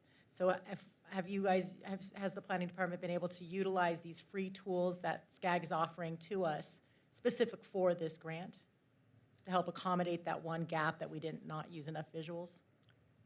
Right, so our planning intern, Creeps, actually helped us create maps, a series of maps showing the bicycle routes and our sidewalk, all the disconnects, identify all the gaps. So we'll be including those maps along with the application. Amazing. And just for for information too, I know we weren't able to bring all of our staff to SCAG, which is so disappointing because they have so many tools. But they also have a local information service team that will help guide us in some of these, and they already write it for the criteria for other grants too. So just in case you need that, utilize those. Thank you. Any more questions? Yes. So if we wanted to proceed with this, maybe I missed in the conversation, we would have to go to the general fund. There are no restricted funds available for this that we could interpret creatively? Not that I'm It would be aware a general fund expense. Any more questions? Other council members read my mind. Yeah, same. Okay. Do we have any public comment on item discussion A? Madam Mayor, no public comment. Emails were received and no speaker cards. There is also no one in the Zoom chat. Okay, let's move it to discussion. Are we all? So, leaning towards- yeah, I think that, Councilmember Goss's comment, and I think Garcia had the same thing, was that we would have to pay for this out of general funds if we didn't get the grant. We didn't get it this year. This is something that is something I'd like to try to continue to push forward. If we weren't to get the grant in at the end of next year, I'd like to see if we can't put it in the budget or at least have it as a line item for discussion in the budget for 27, 28. And so my initial item to throw out to council is to, and you can tell it by my questions, is to start the RFP in advance and wait for the actual output of the RFP and then or the output of the grant proposal. And then we make the decision at that point, and then we're ready to move forward, either having the discussion as a budget item, or we can just award it to someone that meets the requirements of the grant. Yeah, my concerns there is that we're just going to be hamstrung to do something that is going to fit within what Caltrans is requiring and not what we want. But we could reject all proposals in the RFP, but that's, a lot of wasted staff time. I mean, are we expecting that, we will put into the grant application what we want, right? Because that's what we want them to fund. And so if they award the grant, is it maybe you got feedback from them, is it likely that they would award it with changes or significant, reductions in what, I assume it's kind of all or nothing, right? Like we ask them, we want to do A, B, C, they say yes or no. They don't say, okay, yeah, we'll give you enough money to do A. Is that your understanding? But they have I didn't know if the certain procurement requirements that Caltrans has would, if it's different than what we have, if that would change the scope of the project. Oh, I see what you're saying. You're saying that if we don't get the grant and we've gone out to RFP using the state procurement rules and then we have to pay for it, that might not be what we would do with our own money? That's 3/4 of it, but the other part is, I'm not sure that the grant would actually pay for everything that we might want in a circulation plan, but it might pay for everything we might want in the circulation element update, right? So that's just my concern, is that it might not align with our, if we can get the free money, we can do it, yes, but if we're going to pay for it, we might want something different. What do you think there, Councilmember Parkhurst? Thank you, Councilmember Garcia. Yeah, I hear exactly what you're saying, and it's a really good point. I'm also, I feel like we keep kicking this down the road, and would like to find a way to at least move forward for it. And so that's where, I was thinking as I was reading the staff report on this is as an option for us going forward. I wonder, to your point, and it doesn't solve the issue that you just ended on staff time. But if we had an RFP that had option A and option B, right? And so then you could put it forward, and one would be what we think Caltrans would support what we're doing, and the other is what we would like to actually do. And that gives us an idea of what the scope was, what the cost is, and then allows us to be moving on it, by the beginning of next fiscal year.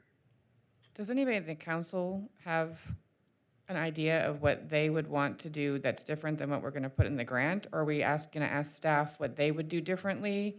I mean, I guess that's a question. Like, are we putting in the grant what we want to do, or are we truncating it because we have to fit into certain requirements of the grant? Because to the extent that we think that the grant is actually what you would recommend that we do, then I don't know that there's a problem. And maybe it's a matter of seeing the grant when it's ready to submit and then making the decision then. Right, Mayor, Council Member Creeps. So to answer your question, the general scope of work, it is what we want, because we want a comprehensive transportation plan. But there is a portion of it which is site-specific when we want to update our circulation element with the housing element. That portion might not be aligned with the overall, well, maybe that will enhance the transportation plan. So that would be something in addition to the plan that we haven't had a chance to receive those RENA number from SCAC, and we don't know what our priority sites are.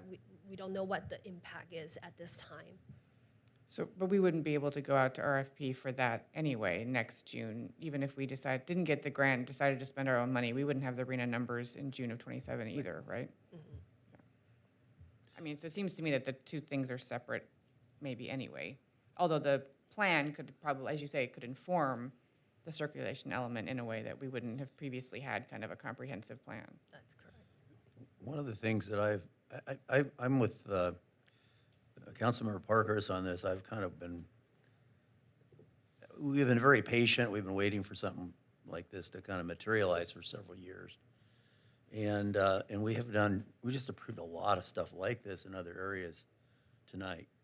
And so I don't know that we want to take this one on right now, but I agree with him that we ought to be talking about it as a line item in the next budget.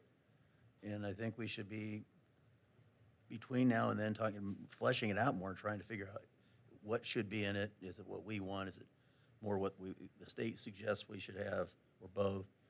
But again, I take the point, our staff time is valuable. It's very vexing. I'm kind of torn here on this. So I'd like to see some momentum established, but we don't have the money right now, and we certainly don't want to soak up too much staff time either. So then, why, if this type of grant seems to accommodate much of, if not all, what we are looking to do with the circulation plan, why wouldn't, and they've already applied for once, and they've been told exactly what we need to change to adapt, and they feel confident that their second I'm cool with application, that. I mean, sure. why wouldn't we want to move forward then with them? I just, we could get it. We might get it. I think there's a couple decision trees here, right? One Yes. is, I think the first fundamental question is, do we want to currently appropriate $265,000 from the general fund to do this without reapplying for the grant? My sense is that there's not a lot of appetite for that, but we could have that discussion. And then two, if we do, I think the way it sounds like we're going is encouraging reapplication and waiting to see if we get then I think the question is whether to preemptively issue the RFP and/or, I don't know that we need to decide now that we need to put it as a line item discussion in the budget. I mean, I think we've now made that clear that should be part of the budget discussion. I don't know that we need to actually act on that, but that to me is sort of the basic question. And so I think really the question is, do we want to preemptively, issue the RFP? And I think Councilmember Parker's had a very elegant suggestion about the option A and option B, just like if we're going to do 1,200 square feet or 2,000 square feet or whatever. I know I'm talking about something completely different, but I feel as though we could have what we'd want if we're not bound by the the restrictions of Caltrans, and we can do another RFP, like Part A and Part B. I think it was really elegant. And it seems to me like it would be like a bolt-on, right? Like it would almost be like, there's the Caltrans funded, hopefully funded project, and then we might have other things that we want to do that would be like an add-on. Like one of the RPs we saw tonight had kind of an optional thing that people could bid on, and then we could either decide to award that or not. Like tonight, we didn't actually award the optional piece, so I feel like that way we wouldn't be doing two separate proposals. That's what I envision. Go ahead, Mike. And if I can add, some data points for the council, I think Claire and I were talking about this earlier today, and correct me if I'm getting these numbers wrong, but this is a highly competitive grant. And I think there are only 16 grantees that were awarded this cycle, and only 3 were cities. So the rest were transportation agencies, counties, other agencies, right? So, we're playing, in the big leagues, trying to secure these grant funds to do these plannings documents, but the likelihood of success, I just want to sort of temper expectations there a little bit. That is extremely helpful, City Manager. And I want to thank all the council for the thoughtful on it. I think that Councilmember Creeves articulated it really well, is that I would be supportive of applying again and would advocate for doing an RFP to be timed prior to the June 30th so that we can move forward with this one way or another. I would support that. So would I. Me too. Can I have a motion then? So moved. Second. Well, this is receive and file, so what do we, I think this is just for the direction. Okay, so we just, yeah. just for direction? I think what Councilmember Parker's, Yeah. that sufficient You don't need a direction? motion? I think we got it. Okay, Okay. Do you need a motion and a vote? okay, great. Thank you. Do we want one?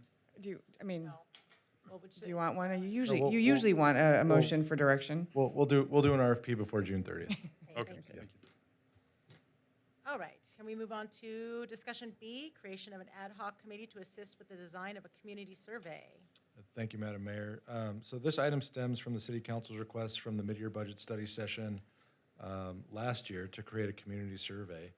The staff report requests that the City Council establish a 2-member ad hoc committee to help staff design our upcoming community survey, which we're conducting with On Point Insights, to gauge resident priorities on services, infrastructure, public safety, and fiscal sustainability. The committee's role is purely advisory, helping shape questions framing the survey structure.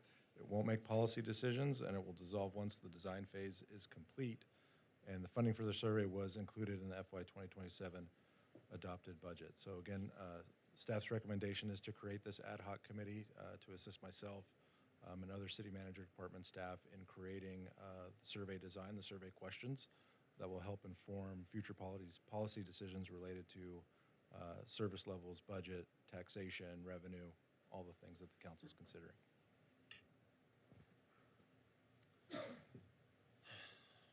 All right.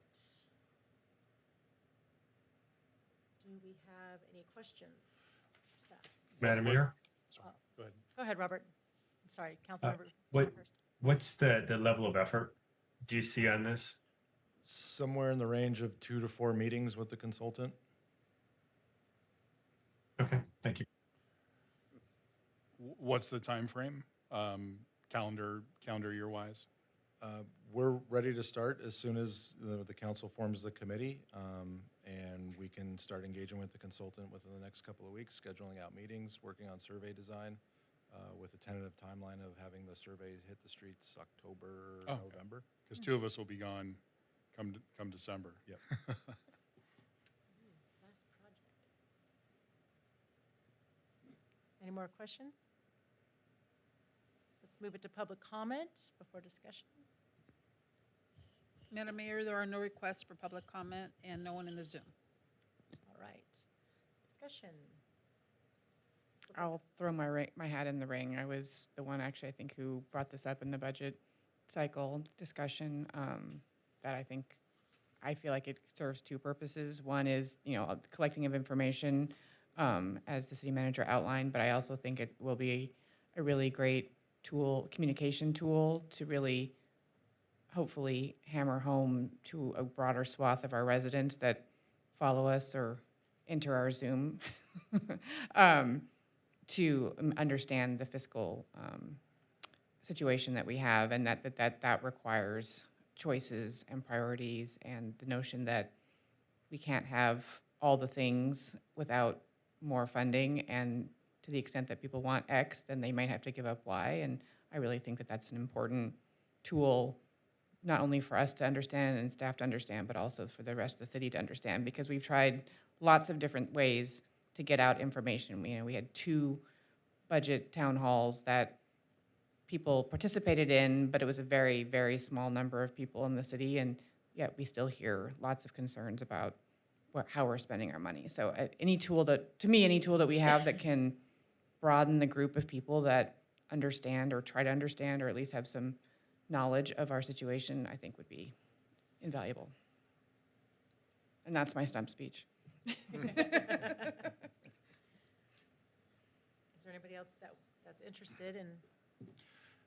Yeah, so I've had experience in some experience designing a questionnaire for litigation purposes, and I've done some statistics on the information coming in, but I think that's what we're paying the consultant for, so I don't know that my expertise is really, or some of my expertise is necessary here, but I don't know, or maybe that is something we want to have somebody kind of, I'm not saying I'm as good as them, but I've had some experience in designing questionnaires and skip patterns and questions, and trying to, even the words that you're using in the questions are vitally important to pull the right answer.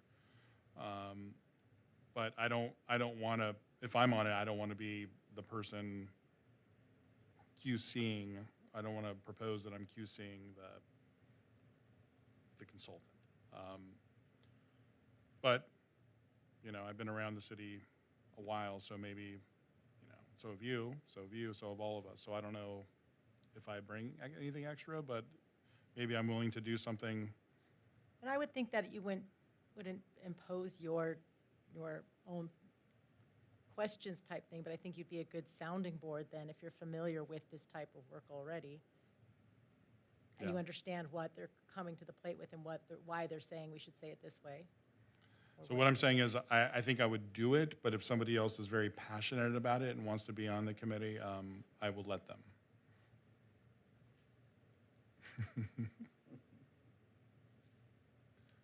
Well, I'm singularly lacking in passion on this. I think it's so true, glad you're Councilmember Garcia. Even a little bit of passion. I'm willing to step aside and not put this is not my forte. Well, if you two are willing, and Parkhurst, you're willing to have Councilmember Krebs and Garcia, you do make a very good team too, and I think you sound off each other well with bringing things to the public. So I'd be happy if you two joined this ad hoc committee. Would you like a motion? That I would. May someone please make a motion? I move to nominate council members Krebs and Garcia to serve on the Community Survey Ad Hoc Committee. Second. All those, oh wait, we have to do a vote by call. Roll call vote. Mayor Lowe, how do you vote? Aye. Mayor Pro Tem Goss, how do you vote? Aye. Councilmember Garcia, how do you vote? Aye. Councilmember Krebs, your vote? Aye. And Councilmember Parkhurst, your vote? Aye. Thank you. The vote is unanimous in favor of appointing Councilmember Krebs and Councilmember Garcia. All right, then we now have item C for the discussion, report, discussion, and direction regarding the application of the city's utilities users tax on online streaming services. Thank you, Madam Mayor. So this item seeks council direction on whether to apply the city's existing 10% utility users tax to online streaming services like Netflix, Hulu, Disney Plus, et cetera. This comes back following a city council request to research the issue as a result of a January 2026 Court of Appeal ruling in Disney Platform Distribution v. City of Santa Barbara, which upheld Santa Barbara's application of its UUT to streaming video under language very similar to our own UUT ordinance. Staff's analysis is that Sierra Madre's UUT ordinance is closely in line with Santa Barbara's prevailing language, and staff is asking for direction on whether to move forward with an administrative process, which would require finance, the city attorney's office, and possibly a third-party consultant to implement. Fundamentally, the policy question before the city council is threefold. Number one, do you want to direct staff to pursue the application of the city's UUT to streaming services? Two, do you want to apply the statute of limitations for prior collections against streaming services providers? And three, provide direction to staff on using a consultant service to help facilitate the collection of UUT from providers and/or conduct a UUT audit.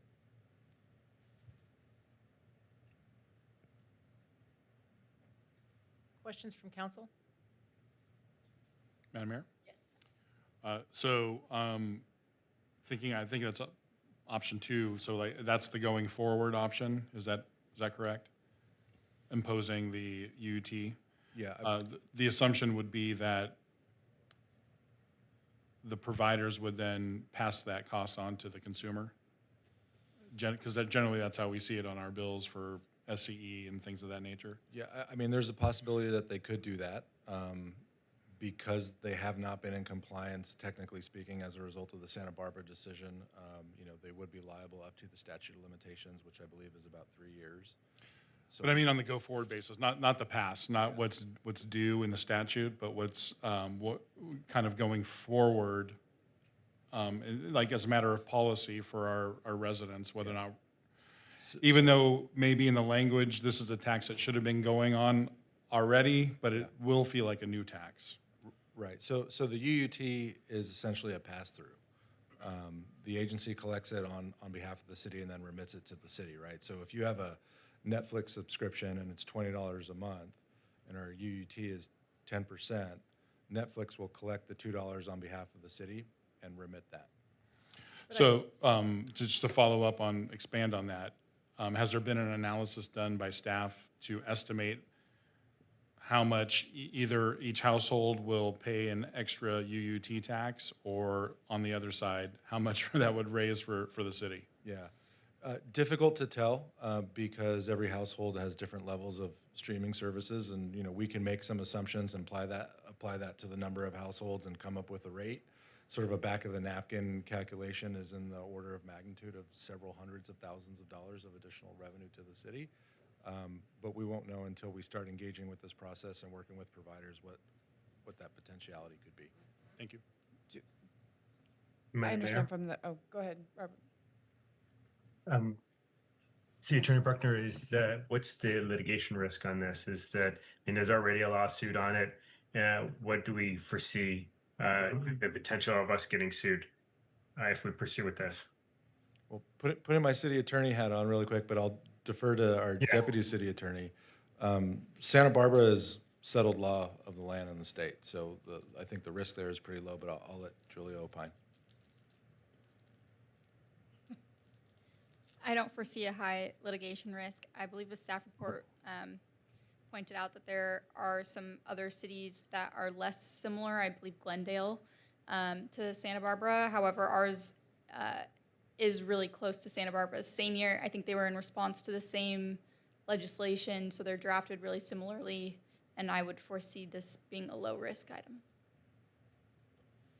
And is it a fee for each service, right? So if you've got HBO and Hulu and Paramount Plus and all those, it is a fee for each one of those. It's 10% of each service that you have. Is that correct? That's correct.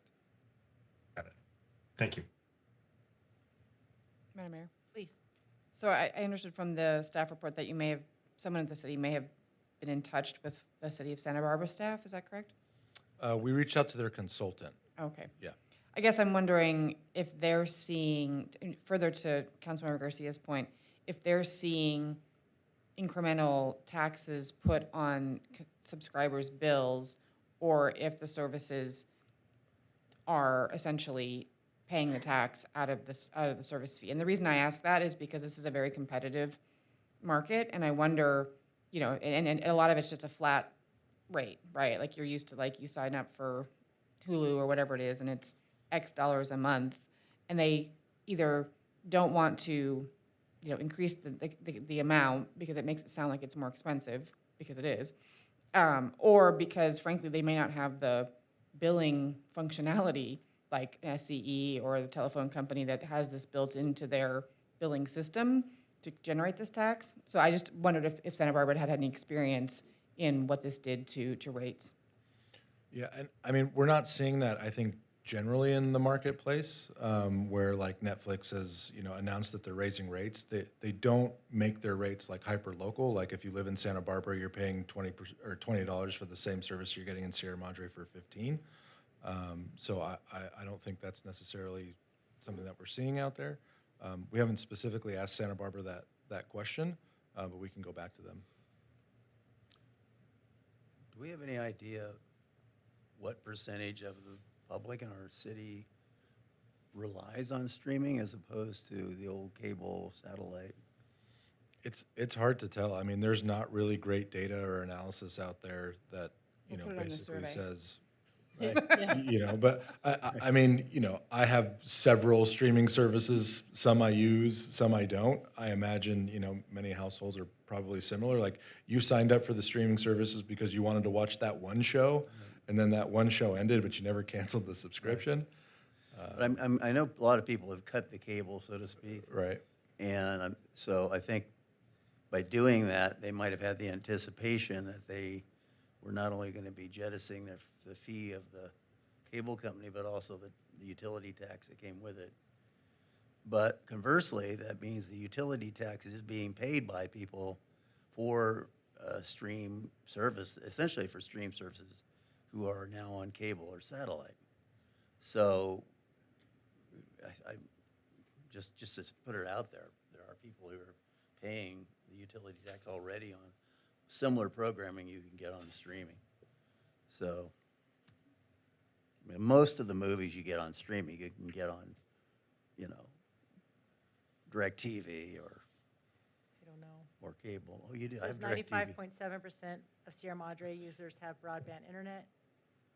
Deolote reports that about 90% of customers have at least one paid streaming video service, and subscribing households average about 4 paid streaming services. What's that from? Deloitte. Deloitte? Deloitte. Did you say the average was 4? The average is 4.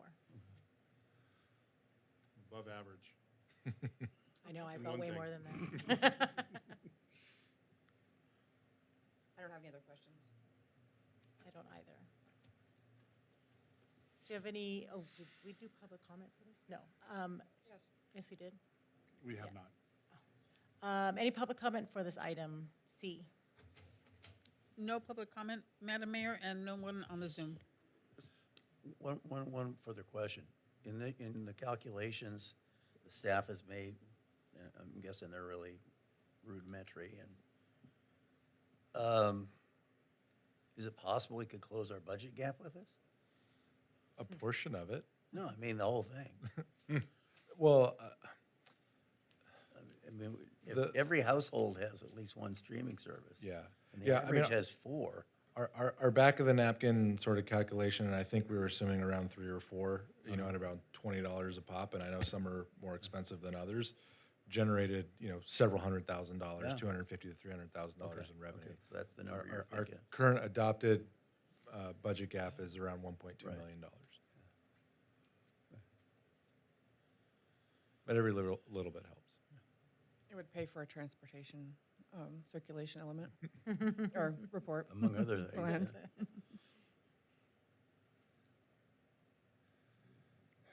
All right, so do you guys have consensus? Well, I'll throw it out there. I'd be, you know, interested for us to pursue it. I think, you know, and Councilmember Goss said it well. I mean, it could close a significant budget hole that we've got. Yeah, mean- and I feel like, maybe I don't want to say this in the record, but I feel it's weird to, because we can ask for the statute money and then not go forward. It just feels weird to say, well, we want the tax in the past, but we don't want it going forward. It seems odd to me. But it's low-hanging fruit for money that we're probably due, and those past monies are probably not going to be passed through somehow to our residents, which are the consumers. What is a 3-year statute? 3-year. So that could be a significant sum of money. Maybe there's going to be a settlement, I don't know, which would be a portion of that significant sum of money. But feels like low-hanging fruit, but I feel like if we're going to ask for the past, we should probably be consistent and ask it for the future. That's kind of how I feel there. But Look, I don't love the idea of charging our residents more, and obviously lots of things have gotten more expensive, and on the flip side, as we've said many times, this UUT is a declining revenue source because so many of the things that it initially contemplated, being taxed on, the telephone service, so many people have removed their landlines, electricity, and then we have so many people who've switched to solar and that no longer applies to their bill. So in some ways, while I don't relish the notion of replacing folks who are saving on taxes in one area, in some ways it's basically trying to come back to status quo as to what this tax measure was intended to do for the city when it was passed and then sort of repassed. So, I mean, we've certainly gotten buy-in from the public twice on this notion. And, while I think people will certainly grumble, I think to me, the answer is, well, you expected to pay it on X, Y, and Z, and now most of X and most of Y no longer really apply, maybe for you and for lots of the city. And so we're trying to add, Z plus 1, so that would be my thought is, why I don't relish taxing, but the only revenue that cities generate is tax. So it's, if to the extent that we have a deficit, which we do, the only way we're going to actually, we can do two things. Obviously, we can cut costs, which we've done a lot of, or, we can increase our revenue, and any increase in revenue is going to be a tax. yeah, no, I think that's an excellent point. It brings me back to 2015, 11 years ago. I was standing at that lectern talking to this dais, and Mayor Pro Tem Goss was sitting there, and I told them as the chair of the Special Revenue Committee that I believe that the UUT has a lot of issues because there are consumer choice that you can make decisions and choose away from paying the tax.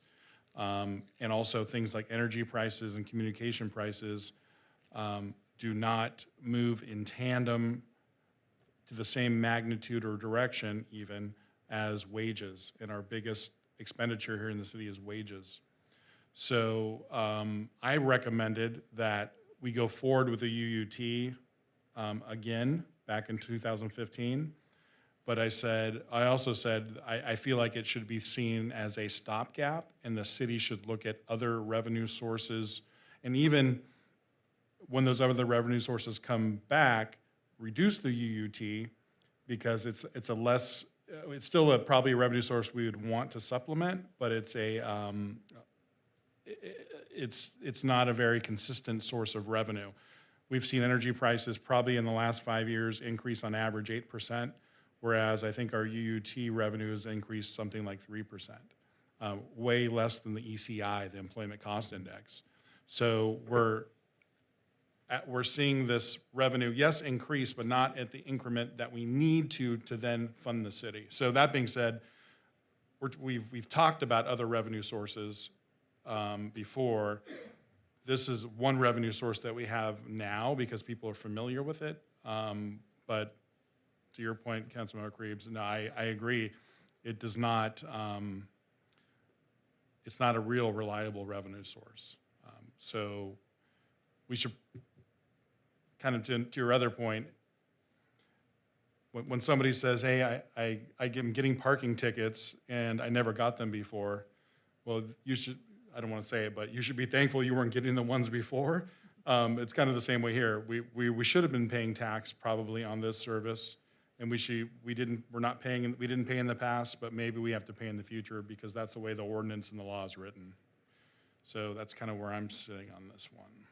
But hopefully it's not a long-term measure. And when we started this UUT discussion back, 1990s through the 2000s, we never anticipated there'd be this thing called an internet that we cannot use as a UUT tax, like that every single person has. I shouldn't say that. I think it said 96% of homes. But we cannot use that as a UUT taxable item, even though to me it's a utility. So using a substitute, like Councilmember Creeves has alluded to or said that we need to substitute something else that we don't use anymore, such as electricity. And it's another utility that we all use. We don't use cable anymore, and that used to be what we collected, and not as many people use cable. Satellite is going by the wayside. Streaming is the in way for entertainment. And one of those things that I personally reduce if I'm low on funding is I do reduce my streaming companies. I do reduce certain things to save money. So I feel that people that are already kind of reducing their expenditures would not have to pay this extra amount because they're going to be reducing that amount already. And I think 10% on, I think it says something like the average person spends anywhere from $30 to $100 a month on streaming would be like $8 to $10. So, or sorry, $3 to $10 a month, which seems feasible. So I'm okay. I think are we all consensus on this? I'll just add something here. I've been here long enough to know that we have, we've got a very efficient government now. We could be more efficient, I suppose. We also have a long laundry list of things we haven't got done because we just don't have the funding. And we've got all these master plans we're putting together tonight, and that's amazing. But once we get those, we're going to have to actually have money to spend to do the things the master plan says we need to do. So this is like a small thing, but I think symbolically, I think people might get a little irritated by it. And I understand why, because taxes are high in the state generally. Cost of living is high. But having been on this government long enough, I can say we have really done our due diligence in terms of keeping costs down. I think we're delivering good services at a reasonable price as best can be done. And my conscience is clear. I'm perfectly willing to support this because I know the money's going to be spent wisely. And I do agree with you. I remember your words back then. We really never thought of the UUT as a permanent source of it. We really thought that by now, we'd move into something else, maybe a parcel tax or something like that. So I think those conversations are just going to have to take place here pretty soon. All right. Do you need a motion to move forward in direction? So I'm hearing council consensus to move forward, applying the UUT to streaming services. What about the collection of prior year's taxes against the providers? Pros and cons, right? I mean, the Santa Barbara decision is a recent decision. Up until January 2026, there was no basis for these corporations to collect and remit these taxes. So I'm not defending, big Disney and big Netflix and big Amazon and all of that, but there is a corporate impact by, pursuing the collection of these remittances when, the law wasn't established that technically it applied to them prior to January 2026. And there's no way they could go back to our citizens to collect it. I think the only option for them would be to generally raise their rates, Right. which would be a nationwide. Right. Yeah, to that point, Deputy City Attorney, do you know if many, because I did read our ordinance once I saw this in the agenda packet, and it's actually pretty clear that communications via any source is taxable. Do you know how many other cities in California that have UUTs have similar language to us in Santa Barbara, or is it kind of all over the place, or is this something you just don't have the answer to?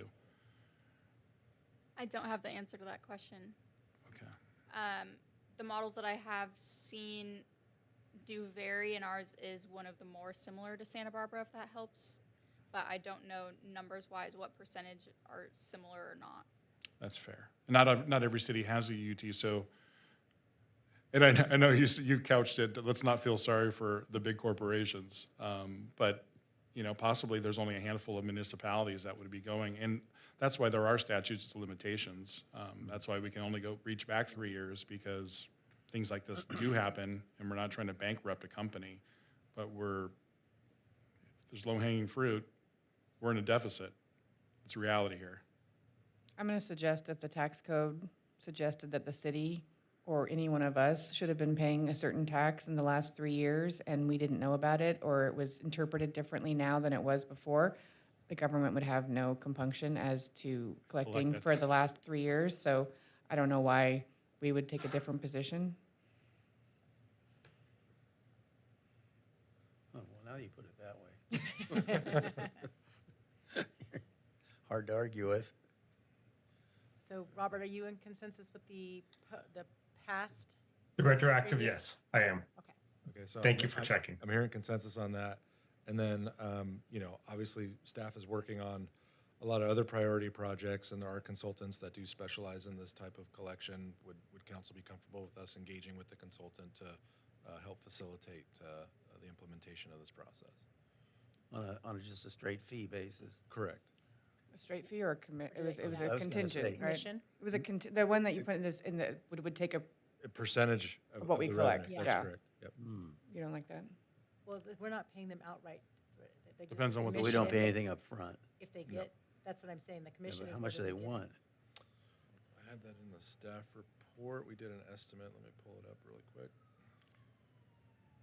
I mean, wouldn't it generally be a law firm with a contingency? Attorneys, yeah. No, I think that, I mean, a lot of consultants that like collection type, it's like a bill collector, frankly. 0.1%. It's 0.1%. Okay, all right. That's- 0.1? I thought we were gonna say 40%. 1/10%? Correct. Yeah, That's no, what I'm fine. reading. It's way less than an attorney's contingency fee. Yeah, Nemo I'm okay charges with a that. Fixed fee. To quote from the staff report, it says NUMO has provided the city with a proposed scope of work, attachment 1, to assist with the collection. NUMO charges a fixed fee equal to 0.10% of total UUT revenues. Wait, total Estimated UUT, total UUT revenues or revenues that they help generate? Total UUT revenue. Oh, so including what we're already What collecting? we're already collecting. But they would also help provide us with a UUT audit. Because of our- we've never actually audited our UUT to see whether all of the providers that are supposed to be remitting have. Like the ones that are actually doing, purportedly doing it, like SCE and, Correct. And there was an issue several years ago, I don't know if it's still an issue now, where SCE was applying their carbon tax credits to the gross amount and then applying the UUT to the net. And cities did UUT audits and found SCE had underpaid cities for several years. It says that NUMO sets, and it has an estimated annual fee, so we would be doing this ongoing to have them reanalyze? Or just a one-time and then analyze what we have going right now as well as collecting the past? We would probably keep them on board for a year or two while they help facilitate and get this process up and running. Outside of that, as long as we were getting our remittances from providers on a regular basis, I don't think we would need them. Yeah, it'd be back $4,000. So are they like a streaming service? We can cancel them at any time? Or do we have to go They're into a a year? I mean, they're a consulting does. firm, and Do we have to go into a year contract or 6-month contract with them, or is it month to month? it'd probably be an annual. Annual? Yeah, it'd probably be an annual. Discover we Yeah. can cancel it. Yeah. Well, and you know, streaming services come and go, right? And there's a lot of, you know, there's the top tier streaming services that I think we all have, you know, the Disneys, the Hulus, et cetera. But then there's other ones that aren't well known, and it's like, how far down the totem pole can you go to start applying this? So And who we knows have what our we'll work have cut in out the for us. future. I mean, who knows if, I mean, frankly, part of our discussion should have been, who knows if this opportunity, how long this will last, because the technology may change and our UUT language may not apply to that new technology. So it's a little bit like we should probably take Update. take this one, you know, while we can before the technology ages us out again. And again, we want to take this while we can to enhance this fine city that we live in, Yeah, to exactly. bridge that gap in our budget. I mean, we're constantly being asked to do things that we can't do in terms of our budget priorities because we're already in a deficit. I'll take a motion for that. I'll move to proceed with the collection of UUTN streaming services and the engagement with Numo to help us in collecting those fees. Second. Roll call vote, please.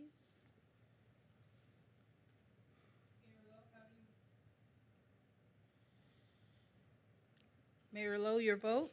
Yes? Mayor Pro Tem Goss? Aye. Councilmember Garcia? Aye. Councilmember Creeps? Aye. And Councilmember Parkhurst? Aye. Thank you. All unanimous vote. And our last discussion item is a report, discussion, and direction regarding a future addenda item request policy. Thank you, Madam Mayor. So this item is another follow-up request from the City Council to formalize how individual council members can request items for future agendas, clarifying the line between routine inquiries and requests that would require substantial staff time, legal review, or consultant work. The draft policy seeks to clarify when a council member's request needs full council authorization versus when staff can handle it routinely. It does not limit a council member's ability to ask questions, but rather differentiates the point where a request would require substantial new staff work, legal review, or consultant costs. That concludes my presentation. Happy to answer any questions. Questions from council? This is being driven largely because this has been kind of burdening staff. This is kind of gumming the works up a little bit when the way we do things now. I think there's a little bit of that, but the request was council-driven for us to bring this item back. In our review of the Sierra Madre Municipal Code, I believe it's pretty clear that the council acts as a body to provide the city manager with direction, and it specifically states that no individual council member can direct the city manager to do the thing.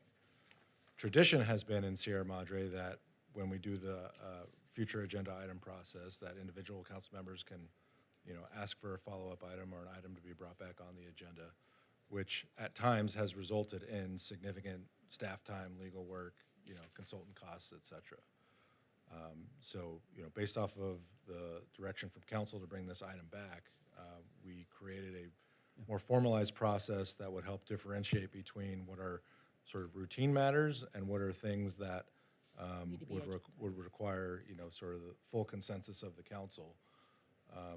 When you view it as a matter of staff time, right, and staff time has a cost associated with it, the council as a body, an individual council member can't approve a contract, can't award a bid.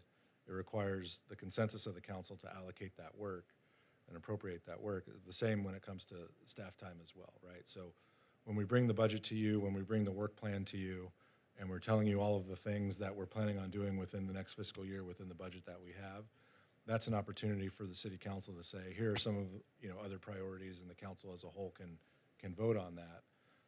But understanding that during the course of the year, when items come up or there are particular issues of interest to a single council member, if there was a rogue council member on the council that said, hey, Mr. City Manager, I want you to come back with a proposal that cuts the budget by 25%, under past practice, I would be obligated to come back and, allocate staff time and figure out how we would cut the budget by 25%. And bring it to an agenda item. And bring it as an agenda item, and we would have that conversation where the majority of the council may not be interested in pursuing that. Which is happening right now in other boards in in other Pasadena. places. Oh, I was like, Yeah. What did I do? the planning commission, what? No. No, boards. I just have a couple of questions. Sure. So it talks about this, the distinction that you draw is that if it's a question or a query from one that would not require, I think we call it substantial staff resources, that would just be a matter of course in terms of responding or, not making agenda item, but not requiring additional staff resources. I assume that that distinction is, or that determination is applied to the request itself, not necessarily to the resources or funds that would need to necessarily be applied if that proposal was adopted. So I guess what I'm saying is that really you're looking at how much staff time is required to look into the thing, not if the thing is something that could cost a lot of money down the road and require resources and budgeting. It's really just that initial work that needs to be done to even have it as a discussion item. Is that right? Correct. And what we would do is sort of a two-step process, right? So like, if an individual council member requested an item and there was consensus to have a further council discussion on that item, at the subsequent meeting, we would agendize a very brief staff report to allow you all to sort of discuss the merits of whether it's even worth further pursuing and dedicating additional resources for all of that, right? But if there was no interest to even have the conversation, it wouldn't move forward on the agenda. So when is the substantial staff resource determination made? Is like, so tonight, if we have the future agenda item and I say, I'd like to do X, do you kind of on the fly think, okay, well, X is going to require substantial staff time, and so then, or is that determination made in that second step? It would be made in well, it depends. A lawyer answer. But I think for most cases, if we're managing this appropriately, what we would do is, if there's a consensus amongst the council, and there's, 3 of you that are willing to support whatever that item is, we would come back with a very brief staff report that said at, the August 25th meeting, Councilmember Krebs requested a discussion item about this topic. That would then give you an opportunity to discuss with the rest of the council the merits of that item and ask questions of the city manager, how much staff time, how much resources, what do you think this would take for us to be able to do the thing? And then at that time, the council could decide whether it was worth pursuing.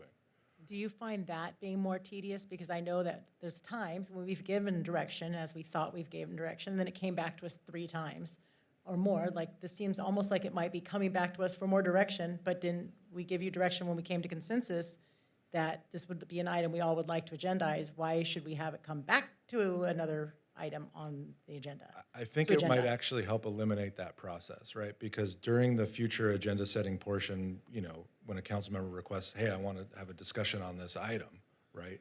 That's really all the direction that staff is receiving at that point. So we don't really have a full understanding of what the council member is contemplating when they're asking for that item. We think we know, we engage in a bunch of staff work, we come back to you, and sometimes we get it right, and sometimes we miss the mark, which then results us going back again and redoing the same work. Whereas if we had the conversation, ahead of time, and you all were able to identify sort of the parameters of the issue of what it is you're trying to accomplish, we would then be able to be more responsive to the initial request. Is there something that would violate the Brown Act, and this is a question probably for our deputy city attorney, that would violate that happening during one-on-one conversations with the city council and the city manager and staff? In other words, why couldn't we get direction more specifically during one-on-one meetings and then have that whole agenda item come to the council, voted on and presented separately? Or is there a violation in that? If it was just one council member with the city manager, that's fine. I think it runs the risk of serial meetings if he's at all trying to gauge feedback on what it is the other council members would or wouldn't have discussed in that. Okay. And I think there is some value in it being at the meeting in that you can in real time have direction as a whole. I was wondering, because no decision is being made, it's still giving direction for an item to come to an agenda item that would have to make that decision. So it wouldn't be that anyone's making a decision in private meetings, it's that's direction to come forward. I'm just asking because that's kind of how we've always done it before. But again, it's because we've come to consensus. I could see if one of us doesn't agree, but if we're all I'll agree that this is a good item. Yeah, I think the Brown Act, considers that all of that direction that the council as a body considers is done at a public meeting so that there is, full transparency and understanding in terms of what the direction is. And I think the municipal code is clear in terms of when they created the office of the city manager about what that relationship would be like between the city manager and the city council. and when the city manager would receive that direction. I just don't want to see like 5 different agenda items for future agenda items. You know what I mean? I don't want to see a long agenda, a long, lengthy agenda every week, analyzing what the next agenda items are going to be. That's my only worry. I'm not as worried about that. Are we in discussion now? Oh. Are we do questions? I was questioning. I was asking Yeah. questions. I think we're still in questions. Yeah, we're still in questions. Okay. Okay. Do I have public comment for this item? Madam Mayor, no one has requested to present public comment, and there is no one in the chat.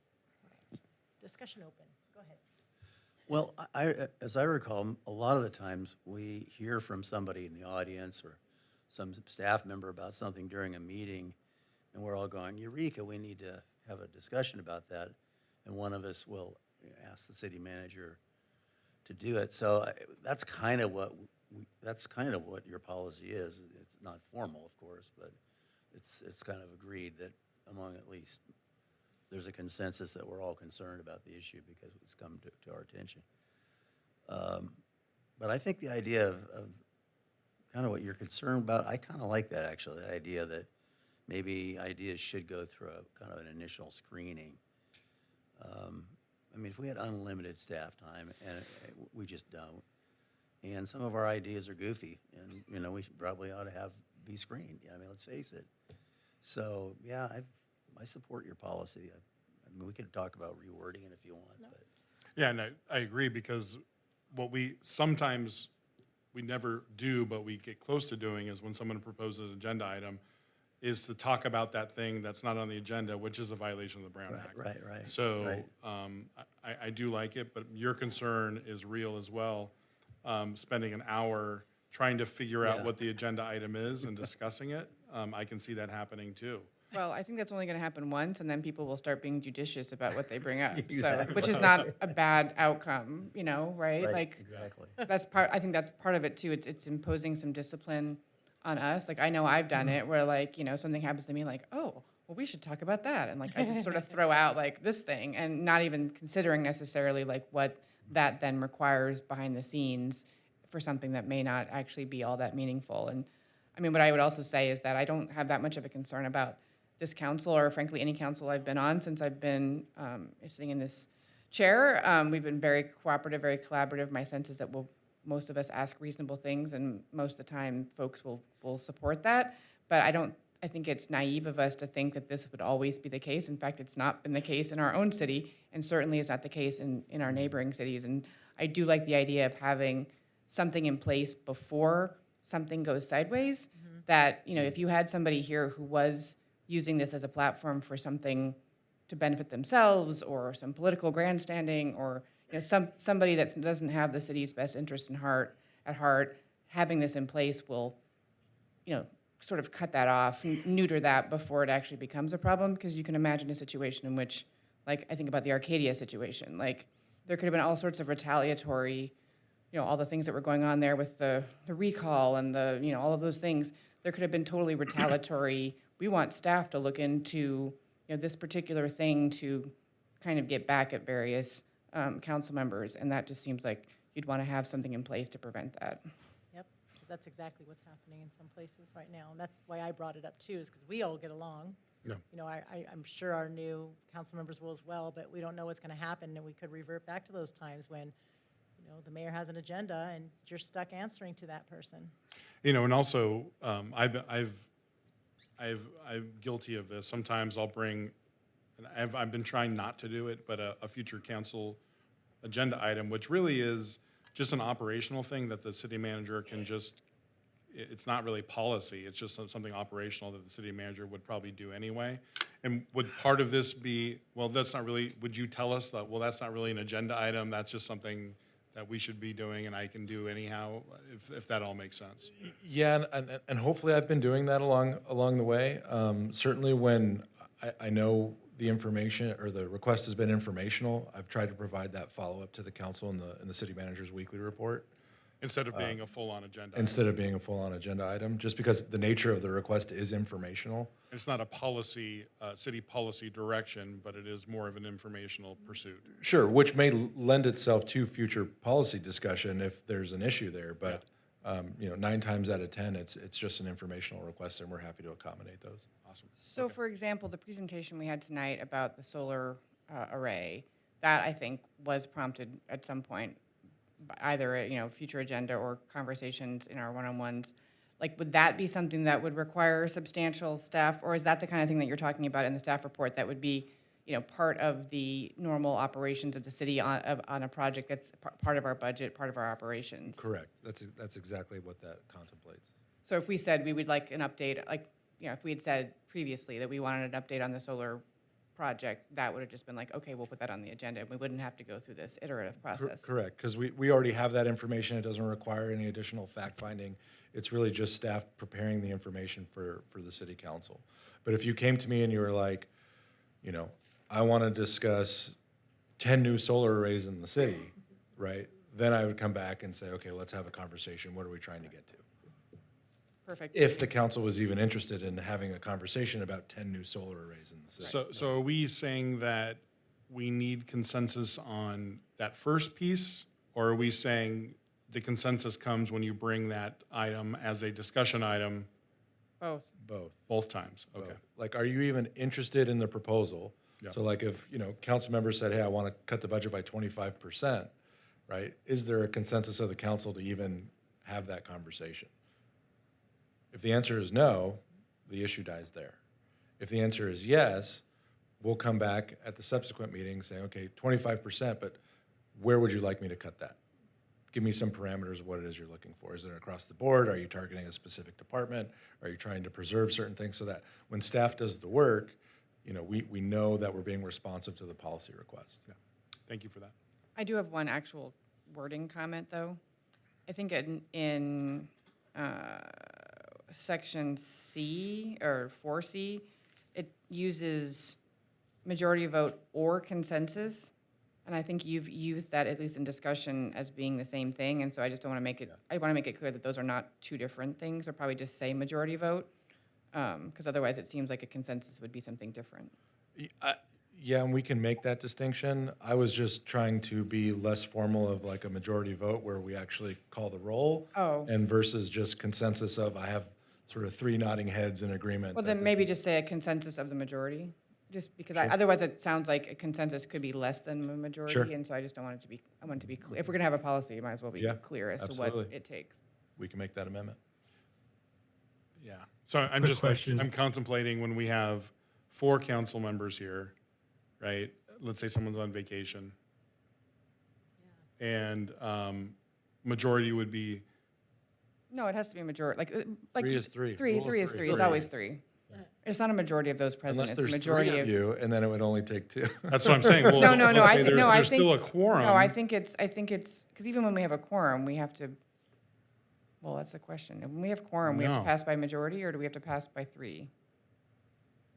Like if we had only, By 3, it's always 3. so if we had a quorum of 3, everything would It'd have to be unanimous? unanimous. Oh, wow. I did not know that. Yeah, I didn't it's know the that difference either. between a majority of those present versus a majority of those seated, Interesting. which makes sense, right? Because, Councilmember Parker has a question. oh, Sorry. sorry. Go ahead. You're fine. I was trying to be patient. So when you bring it back, City Manager Bruckner, will you give us kind of like the level of effort on it? So, if we're asking you to do something, you go back to like that 25%, and it's like, well, for us to do it, we're going to have to spend 2 weeks worth of staff hours to be able to go and actually resource this or figure it out, or it's going to take us to go out to hire a consultant to do this or something like that. So is that what comes back around the first round on these things with this proposal? Yeah, we can provide that information.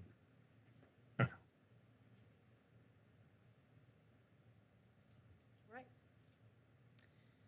So do we have direction for the policy, and did you, except for the one wording?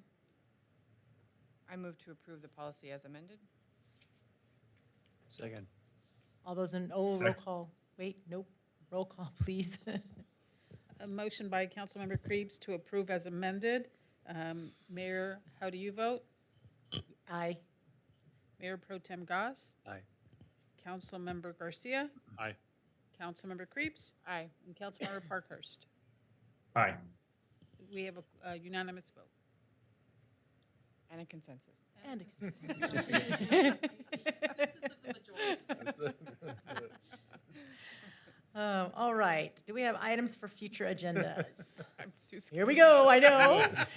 It's Is this okay. now policy? We can mess up, and then we could be, informed, and it's practice.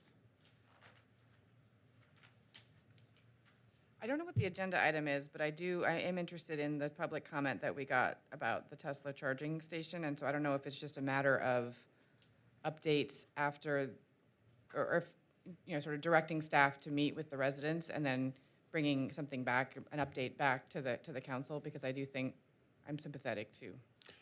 Yeah, and that's why I asked Mr. Leon that question about in his public comment. So my agenda, I was thinking that would be an agenda item one of us would bring forward, is to look at the feasibility of those items that he proposed in his public comment, because it was pretty comprehensive.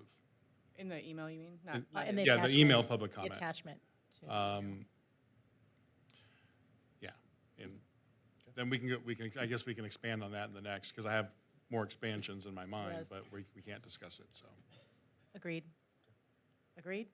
There's a consensus of the Do we need- majority right yeah. there. Cool.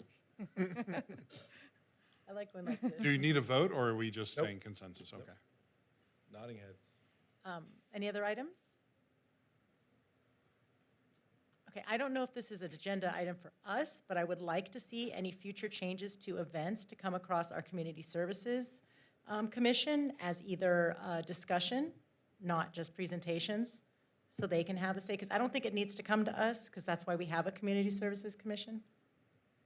And I think that if they have their, either an ad hoc, I don't know if it's going to be an ad hoc, or if it's going to be a small group attached to the Community Services that was going to analyze events, if they could start being utilized, so that we don't, and not make any changes until we get through those things, because, again, I don't know if that has to be us, it can go to them. So I don't want to get into discussion, but Well, do we have to agendize this for us? I think it's worth a policy discussion on what is the role of the Community Services Commission. okay. Because I think staff would appreciate council's intention of what you would like your commissioners to be doing in that capacity. And can we use the prior language that we have for the description of each commission? What do you mean? So there's language, there's a booklet, prior to our handbook. There's a okay. booklet that explains every single thing that their duties are. And for the Community Services Commission, yes, is the short answer. But I'm not sure that it accurately captures what you're discussing today. And it's more about parks and programming and events. And so maybe it's worth, Programming and events. Yeah, events. maybe it's worth updating Okay. so that it is in line with what the council is looking for. And maybe that can be attached to the policy about attendance that we were talking about with commissions. I mean, could it be a whole rewrite of, maybe that might help you guys? Sure.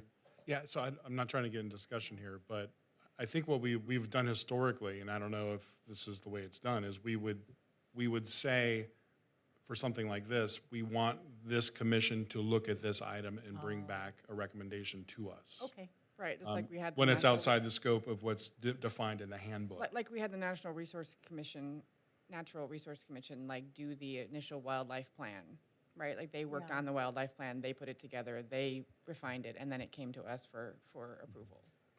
Something like that. Like they did the Tesla plan and then it came to us. Okay. Thank you. I'm still the new one here.